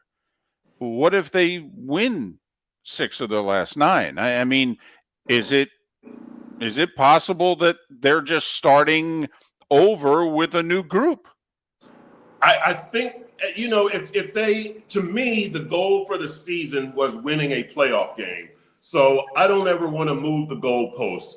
If they don't do that, then they have not had a successful season. And to me, That to me, that means change. That means no Chris Greer, no Mike McDaniel. Even if you do finish strongly, Mike McDaniel right now is above, one game above 500 in the regular season. He's got a 30-29 record.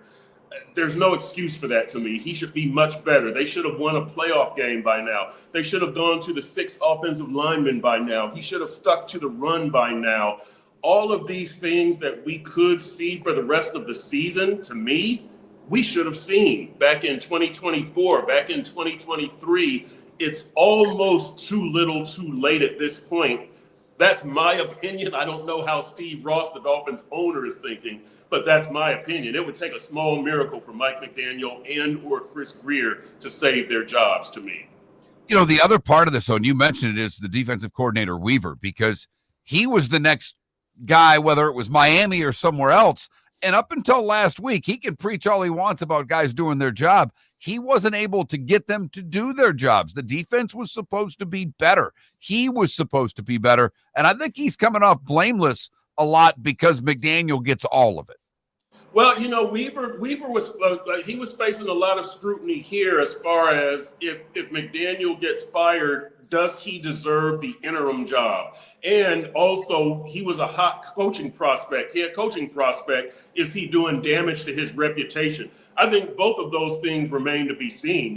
He's trying to rehab just the way this team is trying to rehab and get the season going. So I think both of those things remain to be seen. Anthony Weaver, his big strength right now is not on the field, it's off the field, that players still like him and still respect him. But the on the field thing, Mark, I think he's still got some proving to do. 20 seconds. Gut feeling tomorrow night? Gut feeling is Ravens 24, Dolphins 20. Derrick Henry, Lamar Jackson, Zay Flowers. I think that offense is going to give it to them. We'll see if the Dolphins can repeat that performance. I do think it's repeatable, but I've got to actually see it get done. He's Chris Perkins, Sun Sentinel, sun-sentinel.com. Follow him on X at Chris Perk, P-E-R-K. Chris, all the best. And hey, you'll have a weekend to watch football. Enjoy it. Love it. All right, we'll check in next week, guys. Chris Perkins, kind enough to join us once again from the Sun Sentinel, sun-sentinel.com, joining us on the American Paint Supplies Hotline, your one-stop shop for all your coating needs. The good, bad, and ugly, what's on tap? Today was the day when? It's all 25 minutes away here on Miller and Moulton.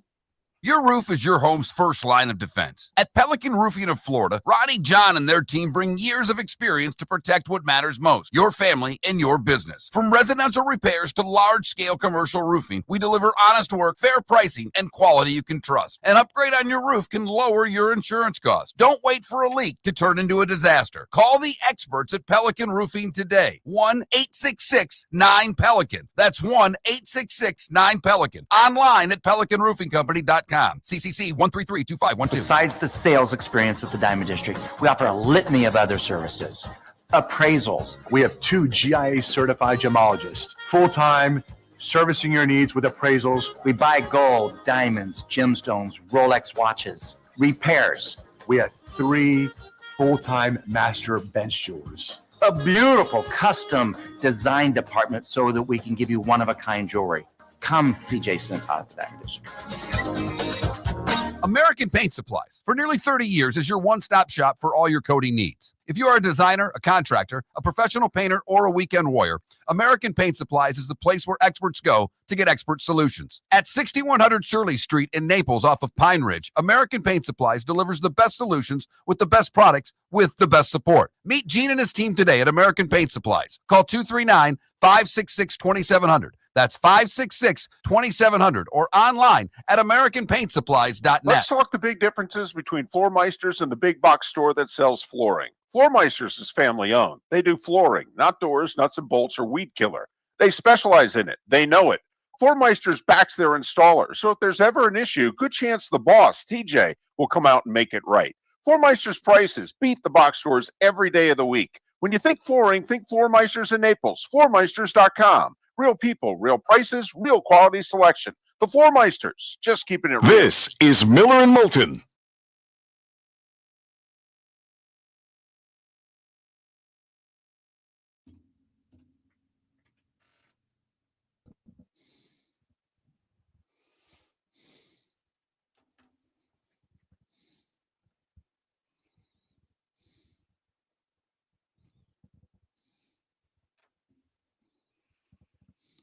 Did you see that Bud clip that he got up there right away? No. Oh. No. Do you follow Miller and Moulton on X? I don't know if I do. I think I do. Does he have the app? No, he had. Wow. Look at that. Shots coming in from the peanut gallery. You know what? Though it's fair. It is. You know. I could try to discredit him, you know, age, experience, who is he, blah, blah, blah. No, that's totally fair.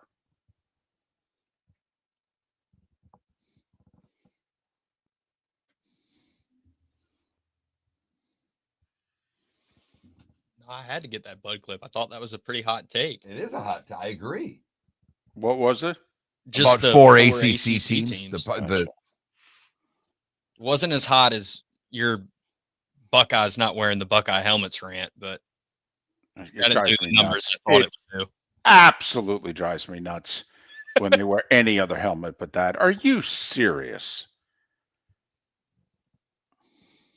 Moulton would be the committee for the old head game of the week.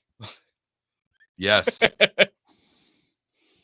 When you have one of the 5 best pieces of a uniform in the sport, you don't take it off.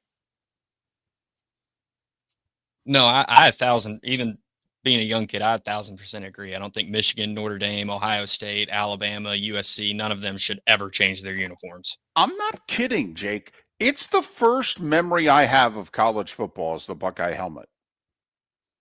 As like a 7-year-old. I mean, I want to say mine's the Longhorn, Bush versus Young. Yeah, okay. The Rose Bowl there, yeah. I mean, it's just you don't mess with classic.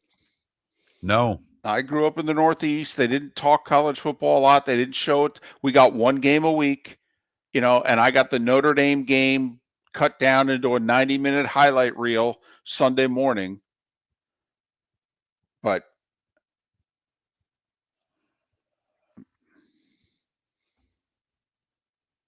man, Archie Griffin and the Buckeyes, man, that's like the first college football memories I have. You know, speaking of the one game a week, I remember Sparty went to Ohio State and beat him in the 70s. I couldn't tell you what year, but it wasn't on TV. We listened to it. That wasn't the game. Right. I mean, that, you know, right. The Michigan State game as a kid that was on was the Michigan game. That was our regional ABC game. That was the one time a year, and maybe the Notre Dame game Sparty would get on for. You know, one or the other. I mean, it wasn't because of my team. It was because they were playing. Give me a week. I could tell you the game we'd get in the Northeast. You know, I mean, well, and that's a Pennsylvania perspective logic, man. But I will say that helmet against the Alabama helmet, I'm in. Penn State, Alabama.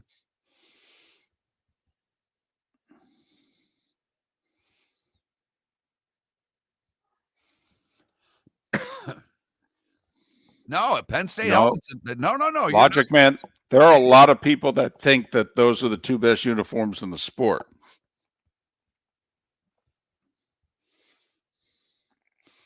That they were upset when Jopa agreed to let them put the swoosh on the Penn State jersey.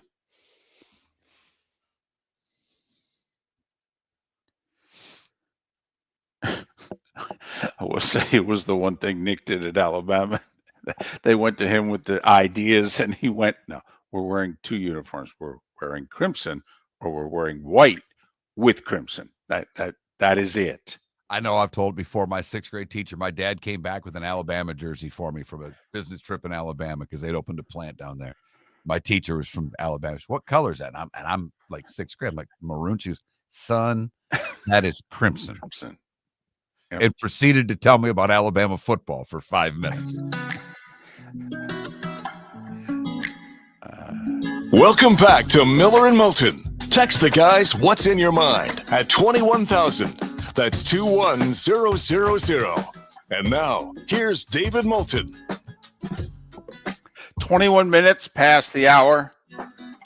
You know, sometimes one or both of the hosts of this show learn things during the commercial break, to be fair to Mark, it's usually me doing the learning. All right. And usually about something having to do with what's going on this century at any point in time during the first 25 years. So this is how bad sometimes the education of David Moulton can be. And this is coming, by the way, from David Moulton. That Jacob Miller just asked me during the break, do you follow the Miller and Moulton show? And I had to think about it. In fact, I had to pull it up and go, I'll be damned. I am following it. Because typically when I send out posts before the show of what the lineup is, I include you in the post. So it automatically notifies you. Right. And my son Jacob is here this week and came in this morning. Said he was coming in every day to watch the show. It's Wednesday. It's the first time he's shown up. It'll be the last. Oh, there's no doubt. Tomorrow we got barbecue to make. He's on the smoker tomorrow morning. And Friday we're leaving after the show, so no way I can expect him to have that long of a day. I may make him drive to Jacksonville. But he has been clipping the show and posting it on our X page like a real show would do. I'll be damned. And I asked David, did you see the clip that he did of that last segment? He goes, no, I didn't see it. And I said it almost with disgust. Like, yes, why the hell would I do that? And I know that during nearly every commercial break, you spend the majority of it, like I do, looking on X to make sure nothing's happened. It's where we get our breaking news. It's where we find things out. It's how we knew that that Rozier and Billups both got arrested last week. I mean, it's just how we can quickly find things. Well, then we really are trying to do the best show possible. We're trying to be as informative and entertaining as possible. Yes, that's why I'm just, for those few minutes, I'm just trying to find something interesting. Boy, I tell you what, though, it is interesting that we have a lot of Dolph fans who listen to this show. I mean, they're probably, I would think they're the number one fan base. And I don't know, now that we've gone to Tampa, that may have changed. But of our old audience, the Dolphins, I think, were number one. The Gators were a close second. Agreed. The apathy that the Dolphin fan has right now. I know. That's the worst spot to be as an organization. And that's what you've said. You've said it's far worse. I would much rather have them there booing, there wearing paper bags, bringing in negative signs. I'd much rather have the anger than the indifference. Because the anger means they still care. And every Dolphin fan I know has given up on this season. They've given up on this regime. They've given up on their quarterback. They've given up on everything. And it can easily be fixed. A new coach will breathe new life. We'll get fans caring again. But this wasn't supposed to be a rebuild. They're past the point of where they thought they were rebuilding. And Miller and Moulton, who were both guys in the Tua camp, both are not anymore. No. You were right. We were wrong. No, we got it wrong. We got it wrong. Now, I don't think either one of us was in favor of the amount of money they gave him, but we were in favor of them keeping him around as the quarterback, and we would have gotten it wrong. It does beg the question, though, who's the next going rate guys and what are they going to get? Because look at the last group that got the going rate. Tua, that's not working. Trevor Lawrence, I could argue that we'll see, new coach, we'll see, but right now he doesn't look worthy of the money they paid him. No, I will say this, and I have not been a huge Trevor defender. That's the worst wide receiving core in the league as far as catching the ball. I mean, I don't know how people are conveniently not bringing that up. And also, he's not turning it over. He was a human turnover for the last 3 years between interceptions and fumbles. He's not turning the ball over, and his receivers are not catching the ball. I'm telling you, he's doing a lot better than what the perception is of him. I find it amazing, Mark. People seemingly defended him up to this year when there was a lot to criticize him about. And I actually think he's doing pretty damn well under the circumstances right now. And everybody is all over him. Well, you're absolutely right on the turnovers going down. The drops are right in front of you. Oh, the other side of it, however, is there still have been red zone turnovers. There are still players that are wide open that he is missing. No doubt. No doubt. And then you factor in the drops, and then it makes the numbers look really bad. Yeah, and the fact that Thomas's name is being brought up for a trade, I hope that's just other teams inquiring and an agent putting a name out there or something, because I would really question the Jags if that's a move they make. Yeah, I would too, because last year he was the best player on the team, and it wasn't arguable. I mean, yeah, he's had a rough 2 months. There's no doubt about it. By the way, Jerry Rice had about a 6-week stretch early in his Niners career where Jerry Rice couldn't hold on to the ball. I mean, I'm not saying he's going to be Jerry Rice, but I'm just saying that, sometimes guys just go through rough patches who are really good players. And maybe it's a get-right week for the Jags this week. They play Vegas. Pretty good team to get right against. Boy, it better be. It is a huge game for them. Chris was talking about Miami, and we'll have JP Shadrick on tomorrow to talk Jags. But, David, it's they played two really good teams back-to-back. The Rams and the Seahawks have really good defenses. They have slowed everybody down this year. So I don't just look at that and blame the Jags for how badly they've looked offensively. They've not been able to run the ball. Well, those two teams are really good at stopping the run. Well, this offense better show up on the road in Vegas this week. To me, Mark, what the Cincinnati home game was against the Jets, this is the game for the Jags. This is a must-win game. This is a game in which the standings you can't come back from. Because here's the thing. If they go to Vegas and they win, they play Arizona, they play Tennessee, they play the Jets, they play the Colts twice, they play the Titans twice. I mean, they have 5 division games left, and they have the Jets, and they have the Cardinals. I mean, I don't know if they lose. If they somehow lose, forget then it. You look and go, where are their wins? Because they play the next 2 weeks at the Texans, home for the Chargers. Well, the Texans, they'll be a road dog for sure. And the Chargers, until proven otherwise, are a better team than they are right now. They are. But if they win, they're 5-3. They split those 2 games, they're 6-4, and you still have 2 games against the Titans. And you've got the Jets on your schedule. I mean, so now is that realistic? You get another game, you're at 10. That should get you in. What? I mean, so that's why we're not talking. We have not. The last few days, we're talking about the top of the conference, the bottom, and the Jags are in the middle, and we haven't been giving them any credence. There are wins on their schedule, and they don't have to be great to get them either. I mean, think about it. Jets, 2 against the Titans, Raiders, Cardinals. They are the only team in the AFC with a winning record that's not currently in the playoffs.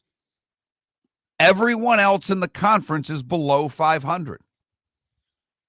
The Texans, Bengals, Raiders, Ravens, Browns, Dolphins, Jets, and Titans, all below 500. They win this week, they're the team we're talking about. Think about how important that Chargers game could be. Tell me that could not be for which 10-7 team gets a wild card and which is out. And remember, they got the Chiefs, so if the Chiefs happen to stumble on their way out, they've got that tiebreaker too.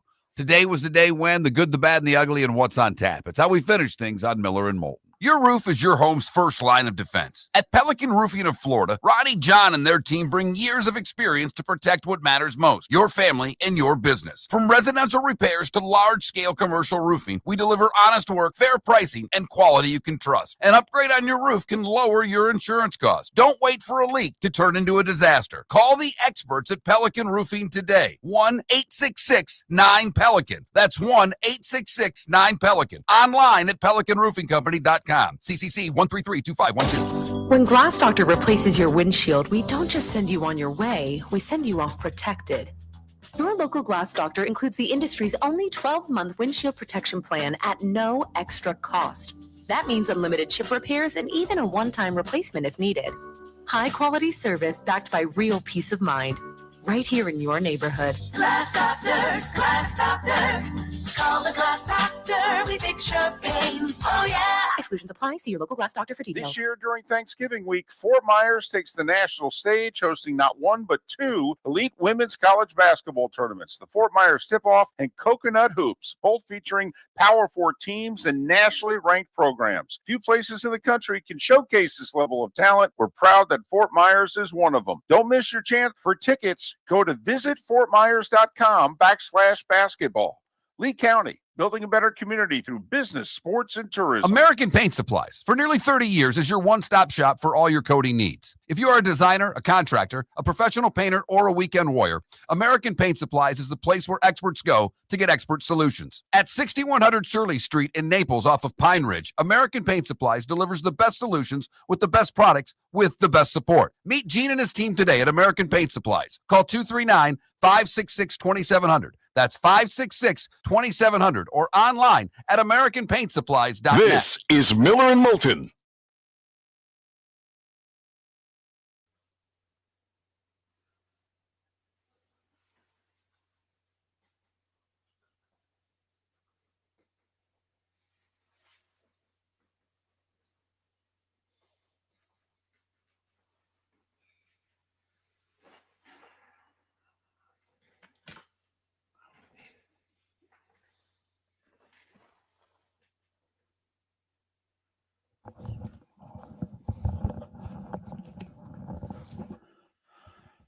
All right, Deadstruck. So what'd you think? You came back last night. You watched the game. What'd you think? It wasn't a great game. It was compelling. But it wasn't great.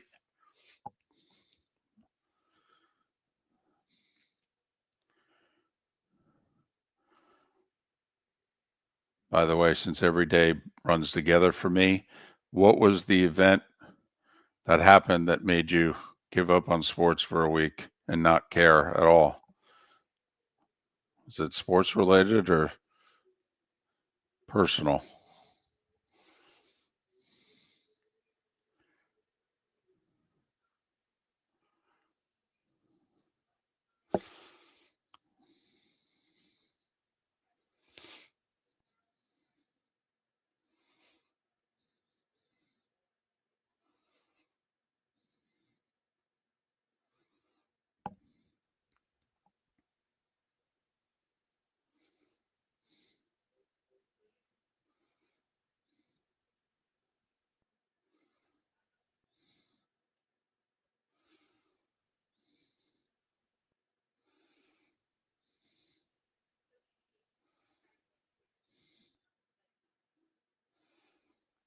Well, Michael, the good thing is you don't have to. I mean, he's in his second year. At the end of his third year, you'll pick up his fifth-year option. But, you don't have to work out a contract. You can sit back for another 2.5 years before you really have to work out a contract. So, in theory, you can render your verdict as to whether or not he's the guy or not.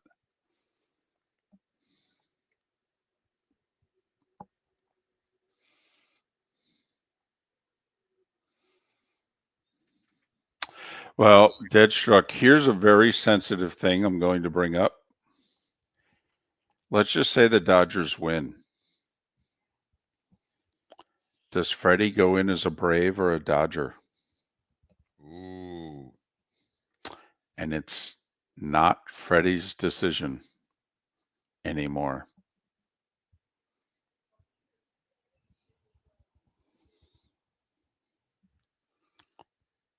He's going to play another 2 years probably with the Dodgers. His World Series heroics are remembered with the Dodgers.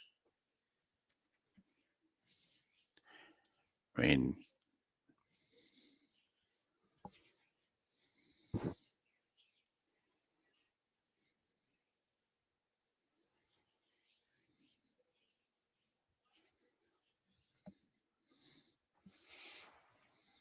amazing, isn't he, Javier? It's just amazing. I mean, to think when that 12-year-old kid on your little league team,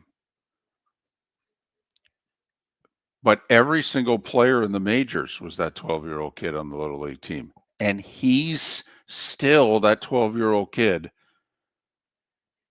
where he's the best pitcher and he's the best hitter on the team. It's unreal. It's awesome to watch.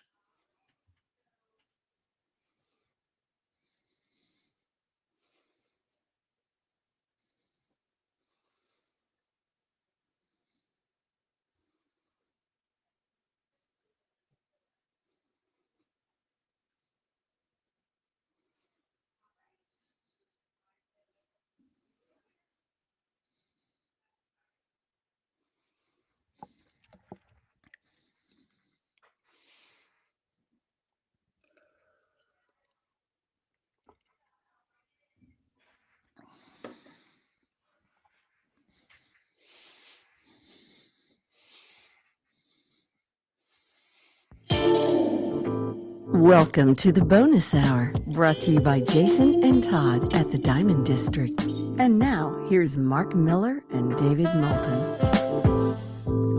22 minutes till the top of the hour. Miller and Moulton, millerandmoulton.com, Miller_Moulton on X. Roy Cummings to talk Bucks on the show tomorrow. JP Shadrick to talk Jags on the show tomorrow. Kurt Becker to talk Breeders on the show tomorrow. And I think we'll have a Florida-Georgia, Georgia-Florida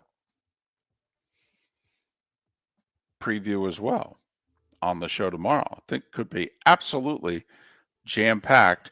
Trying to get a Canes guy on Friday. Don't think we can sleep on Miami at SMU. And SMU just got beat. Yep. Blew a game against Wake Forest. Yep. They were looking ahead, and they got beat. And so it's the season. You could argue it's the season for both. I mean, let's face it, Mark. Do we think Miami, even though you could make the argument they could lose one more, 10-2, if they're 10-2 and Notre Dame's 10-2 and Miami beat them, okay.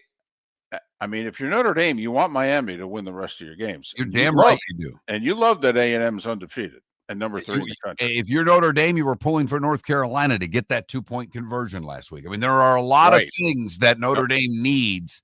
One of them is Pitt to continue to win, and Notre Dame has Pitt on their schedule. But yes, you need the Canes to win. But I'm just wondering, do you think there's a realistic, if Miami loses another game, they still make the playoff? I've got to believe that 10-2 Miami gets in over 10-2 Notre Dame. But I would bet that they actually would leave both out. That Miami would eliminate Notre Dame. It would be, I mean, this would be Florida State, Alabama all over again. This would be, how a team finished and, this. And think about the circles the committee would have to do to explain how they're giving 10-2 Notre Dame the bid over 10-2 Miami. Right. Because there's, wow. And I mean, obviously, if Miami loses one, that probably puts them out of the ACC championship with with one loss. Yes, definitely. I mean, there would have to be a tsunami of events for the Canes to get to an ACC title game with 2 conference losses based on how that conference looks now.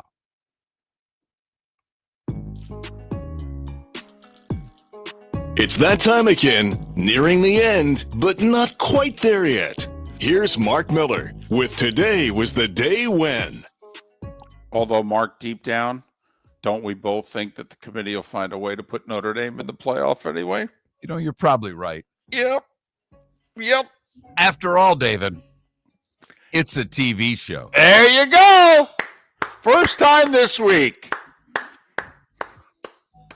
In another bad move, we start today in 1922 when Italian King Victor Emmanuel III appoints Mussolini as Prime Minister of Italy. No. Probably would take that one back. Boy, want a mulligan on that one.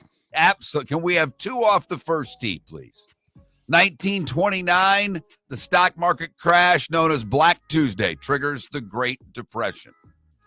1942, Branch Rickey is named president and general manager of the Brooklyn Dodgers. Don't know what he'd do after that. What year was that? 42. 1960, Cassius Clay beats Tunney Hunsaker on points in his first professional fight in Louisville, Kentucky. He beat Tunney? 1965, The Who released My Generation. 69, CCR puts out Willie and the Poor Boys. It would have Fortunate Son among the hits on that album. Today in 1971, Dwayne Allman lost control of his motorcycle and drives into the side of a flatbed truck in Macon, Georgia. He was 24 years old when he died.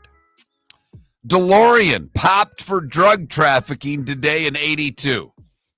They had to, whether it was real or not, they had to come up with something to explain the car. Okay, it's like, God, this car's ugly. What do you think's going on? Gotta be coke. I mean, we're all doing coke. He got so set up. Yeah. Also in 82, McCartney and Michael Jackson released the single The Girl Is Mine. Do you think McCartney would want that one back? Speaking of mulligans. Of course, every time you talk Michael Jackson and Paul McCartney, what's going through my head? SNL.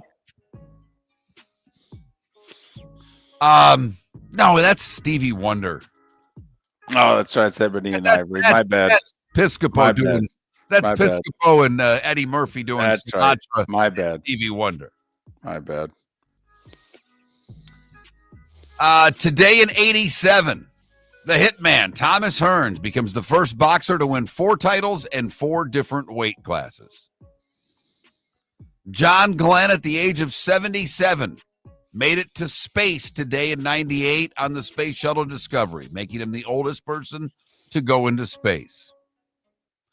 2003, 18-year-old LeBron James makes his debut. The Cavs would lose, but he would go for 25, 6, and 9. 2003. I know everybody can't stand him. 2003, everybody. He still plays at a very high level. It's 2025, and he'll be on the court here in a couple of weeks. 2012, Hurricane Sandy makes landfall in New Jersey. 2008, Philadelphia beats Tampa Bay 4-3 in Game 5 to win the World Series. That was the abbreviated game, right? Didn't we start that game in the 7th? Mid-6th. Yeah, maybe the greatest World Series game ever. That's what you and our then producer, John Cassidy, who came on the air the next day, you go, this was the best baseball game of all time. And the funny thing was each team was like scoring a run in every half inning. Like I think it started with the Phillies. We resumed the game. The Phillies had like a 1-run lead. Rays tied it. Phillies took the lead. Rays tied it. Phillies took the lead. And San Francisco beat Kansas City in 7 today in 2014, the Giants' 3rd title in 5 years. Madison Bumgarner, your MVP. He wins game 1. He wins game 5 as a starter. And they bring him in the 5th inning on 2 days rest in game 7 and hand him the ball and say, yeah, You're all we got, dude. You got a 1-run lead. Please make it hold up. And he throws 5 shutout innings. All right. If you ever look back, 2 out, nobody on in the bottom of the 9th, and the Royals, forget who the hitter was, he triples. And it's clearly going to be at least a triple. And I always wondered, Mark, do you just send him anyway? In theory, if they execute the relay and what have you, he's probably out by 2 steps. But there was a part of me that always wondered, do you just send him? Because now you're going to have to get another hit against Bumgarner. Probably.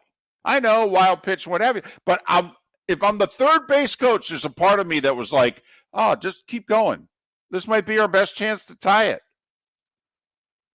Mr. Wonderful Paul Orndorff, longtime hockey executive Bob Goodnow, and painter Bob Ross would have all celebrated birthdays today.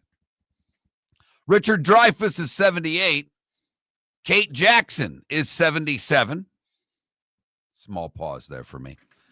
Dennis Potvin, 72, David. Potvin sucks, Mark. Potvin sucks. Mike Gartner, 66. Winona Ryder, 54. Gabriella Union, 53. Maurice Clarett is 42. Andy Dalton's 38 and still losing games. Mikko Rantanen's 29. And Crenshaw Judkins, the hot running back, is 22. What did I miss, David? Wow, of all the people to take a shot at. Wow. Rifle? Sorry, I couldn't help it. It was on this day 70 years ago. Rebel Without a Cause was released less than a month after James Dean had died, which only made him more of a legend.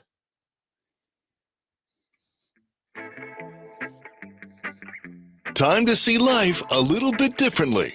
Here's Mark Miller with the good, the bad, and the ugly. What you got, Mark? We go to Australia, where a message in a bottle during a beach cleanup contained letters from 2 World War I soldiers who launched the bottle 109 years earlier. The bottle contained letters from Malcolm Norville and William Haley, soldiers serving World War I in 1916. For the bad, we go to Florida, Tampa Bay area, where Aaron Thompson, a 31-year-old, was upset because someone was messing with him on Facebook. So he went to Target and smashed 80 pumpkins that were out front of the store. Security camera recording Thompson picking pumpkins out of the boxes and smashing them on the ground at around 1 a.m. He was arrested several days later when he returned to the store. When shown the video, he said, "That's me." Finally, the ugly. We go to the not-so-friendly skies, where a Lufthansa flight from Chicago to Germany had to divert to Boston because a man with a metal fork stabbed 2 teenagers on the flight. He stabbed one boy in the left collarbone and stabbed a second boy who was seated behind the first in the back of the head with the fork.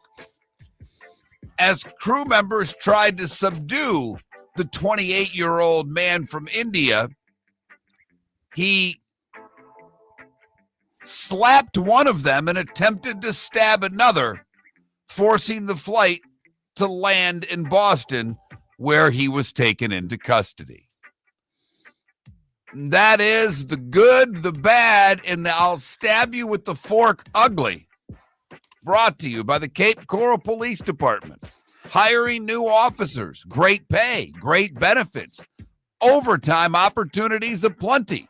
If you're looking for a job with the Cape Coral Police Department, where should you go, David? CapeCops.com. CapeCops.com. It's never going to get old for me. It may get old for you listening. But I've got to admit, David, you and I have talked about stabbing someone with a fork on this show for the better part of the time we've been doing it. In the neck. I've never had a story where someone was stabbed with a fork. No, we've never, ever had. But it's got to be in the neck. We've always talked about taking the fork and stabbing someone in the neck. Right. I don't know if I want to use that anymore after 2 kids were stabbed on a flight with a fork. And how the hell did he get a metal fork on a plane? Well, that's my question. I'm wondering, first class, and then you kind of, tucked it in a pocket or something. I mean, yeah, I'm with you. Game 5 of the World Series. And for some of you, you haven't started watching yet. Well, it's 2-2. I mean, might as well, right? What do you got tonight? 8 o'clock? Seriously? On a Wednesday? Come on now. I mean, Friday's Halloween. Tomorrow's the Dolphins on Thursday Night Football. We all know the weekend of football. I mean, what do you got tonight? I mean, there's only one hockey game. There are 10 NBA games. But Game 5, 8 o'clock tonight, Big Fox. Yasevich for the Jays. Blake Snell for the Dodgers. This is a rematch of Game 1. When Toronto whooped up on LA 11-4, then the series shifts back to Toronto for at least a Game 6. College football tonight, 49 straight days of football. That doesn't end for another, 4 weeks. ESPN2 at 7:30, Jacksonville State and Middle Tennessee State. Throw out the records when these two get together. No doubt about it. In fact, if you know the records for either team, well, you have a gambling problem. And 8 o'clock tonight, CBS Sports Network, FIU. This is the 3rd midweek game in a row for FIU. They're an underdog at Missouri State. Well, this is the end of the midweek games for that conference because with November comes Maction. Huh? So you got that to look forward to, which is nice. One NHL game that I mentioned, I think it's Toronto at Columbus. There are 10 NBA games tonight. ESPN with the doubleheader, 7:30 or 7 and 9:30. We'll do it again tomorrow. Thanks for listening. The Cape Coral Police Department is growing, and they want you to be a part of it. They're hiring new officers. Starting pay is between $74,000 and $90,000, depending on your experience. And with a $10,000 hiring bonus, you could be making $100,000. Enjoy paid holidays, off-duty details, plenty of OT opportunities. They're also hiring dispatchers and professional staff. So go to capecops.com. Capecops.com. Be brave, be best. Be Cape. Mark Miller for Sleep Treatment Direct. They are helping me with sleep apnea. And by helping me, I mean curing me. No more CPAP machine. No more snoring. No more tossing. No more waking up exhausted. Their expert team got me the right treatment fast and hassle-free. If you want to feel energized and get rid of your snoring, call Sleep Treatment Direct today. 444-1741. That's 239-444-1741. Sleep Treatment Direct. Sleep safe and sound. They've cut the nets, they've raised the banners, and now they're headed to Fort Myers. Michigan State, North Carolina, and other top programs take the court in the Skechers Fort Myers tip-off this Thanksgiving week. Legendary programs, championship traditions, college basketball's biggest names, live at Suncoast Arena. Tickets are selling fast. Get yours now at FortMyersTipOff.com/go. That's FortMyersTipOff.com/go. Let's talk the big differences between Floor Meisters and the big box store that sells flooring. Floor Meisters is family owned. They do flooring, not doors, nuts and bolts, or weed killer. They specialize in it. They know it. Floor Meisters backs their installer. So if there's ever an issue, good chance the boss, TJ, will come out and make it right. Floor Meisters prices beat the box stores every day of the week. When you think flooring, think Floor Meisters in Naples. FloorMeisters.com. Real people, real prices, real quality selection. The Floormeisters, just keeping it For real. over 50 years, the Nolan family has been dedicated to protecting local families. Nolan Family Insurance is a second-generation independent agency that specializes in home, flood, auto, and boat insurance. They take the time needed to explain your coverage options and answer your questions so you can make an informed decision that's right for you. If you're looking for an agency that treats you like family, call 941-639-1122 or go to nolanagency.com. That's 941-639-1122 or nolanagency.com. Football season is back, and celebrate your game day with Jimmy the Beef Guy. We're talking tender, juicy Chicago beef sandwiches. Whether your party's for 10, 100, or 200, bring game day to your house with Jimmy the Beef Guy. The catering packages come with the beef, the gravy, the peppers, the bread, everything you need. 2 convenient locations, Fort Myers and Bonita Springs. Skip the ordinary and bring the beef. Jimmy the Beef Guy, Chicago flavor, Southwest Florida style. Call today or visit jimmythebeefguy.com. Tell him Miller and Moulton. This is Miller and Moulton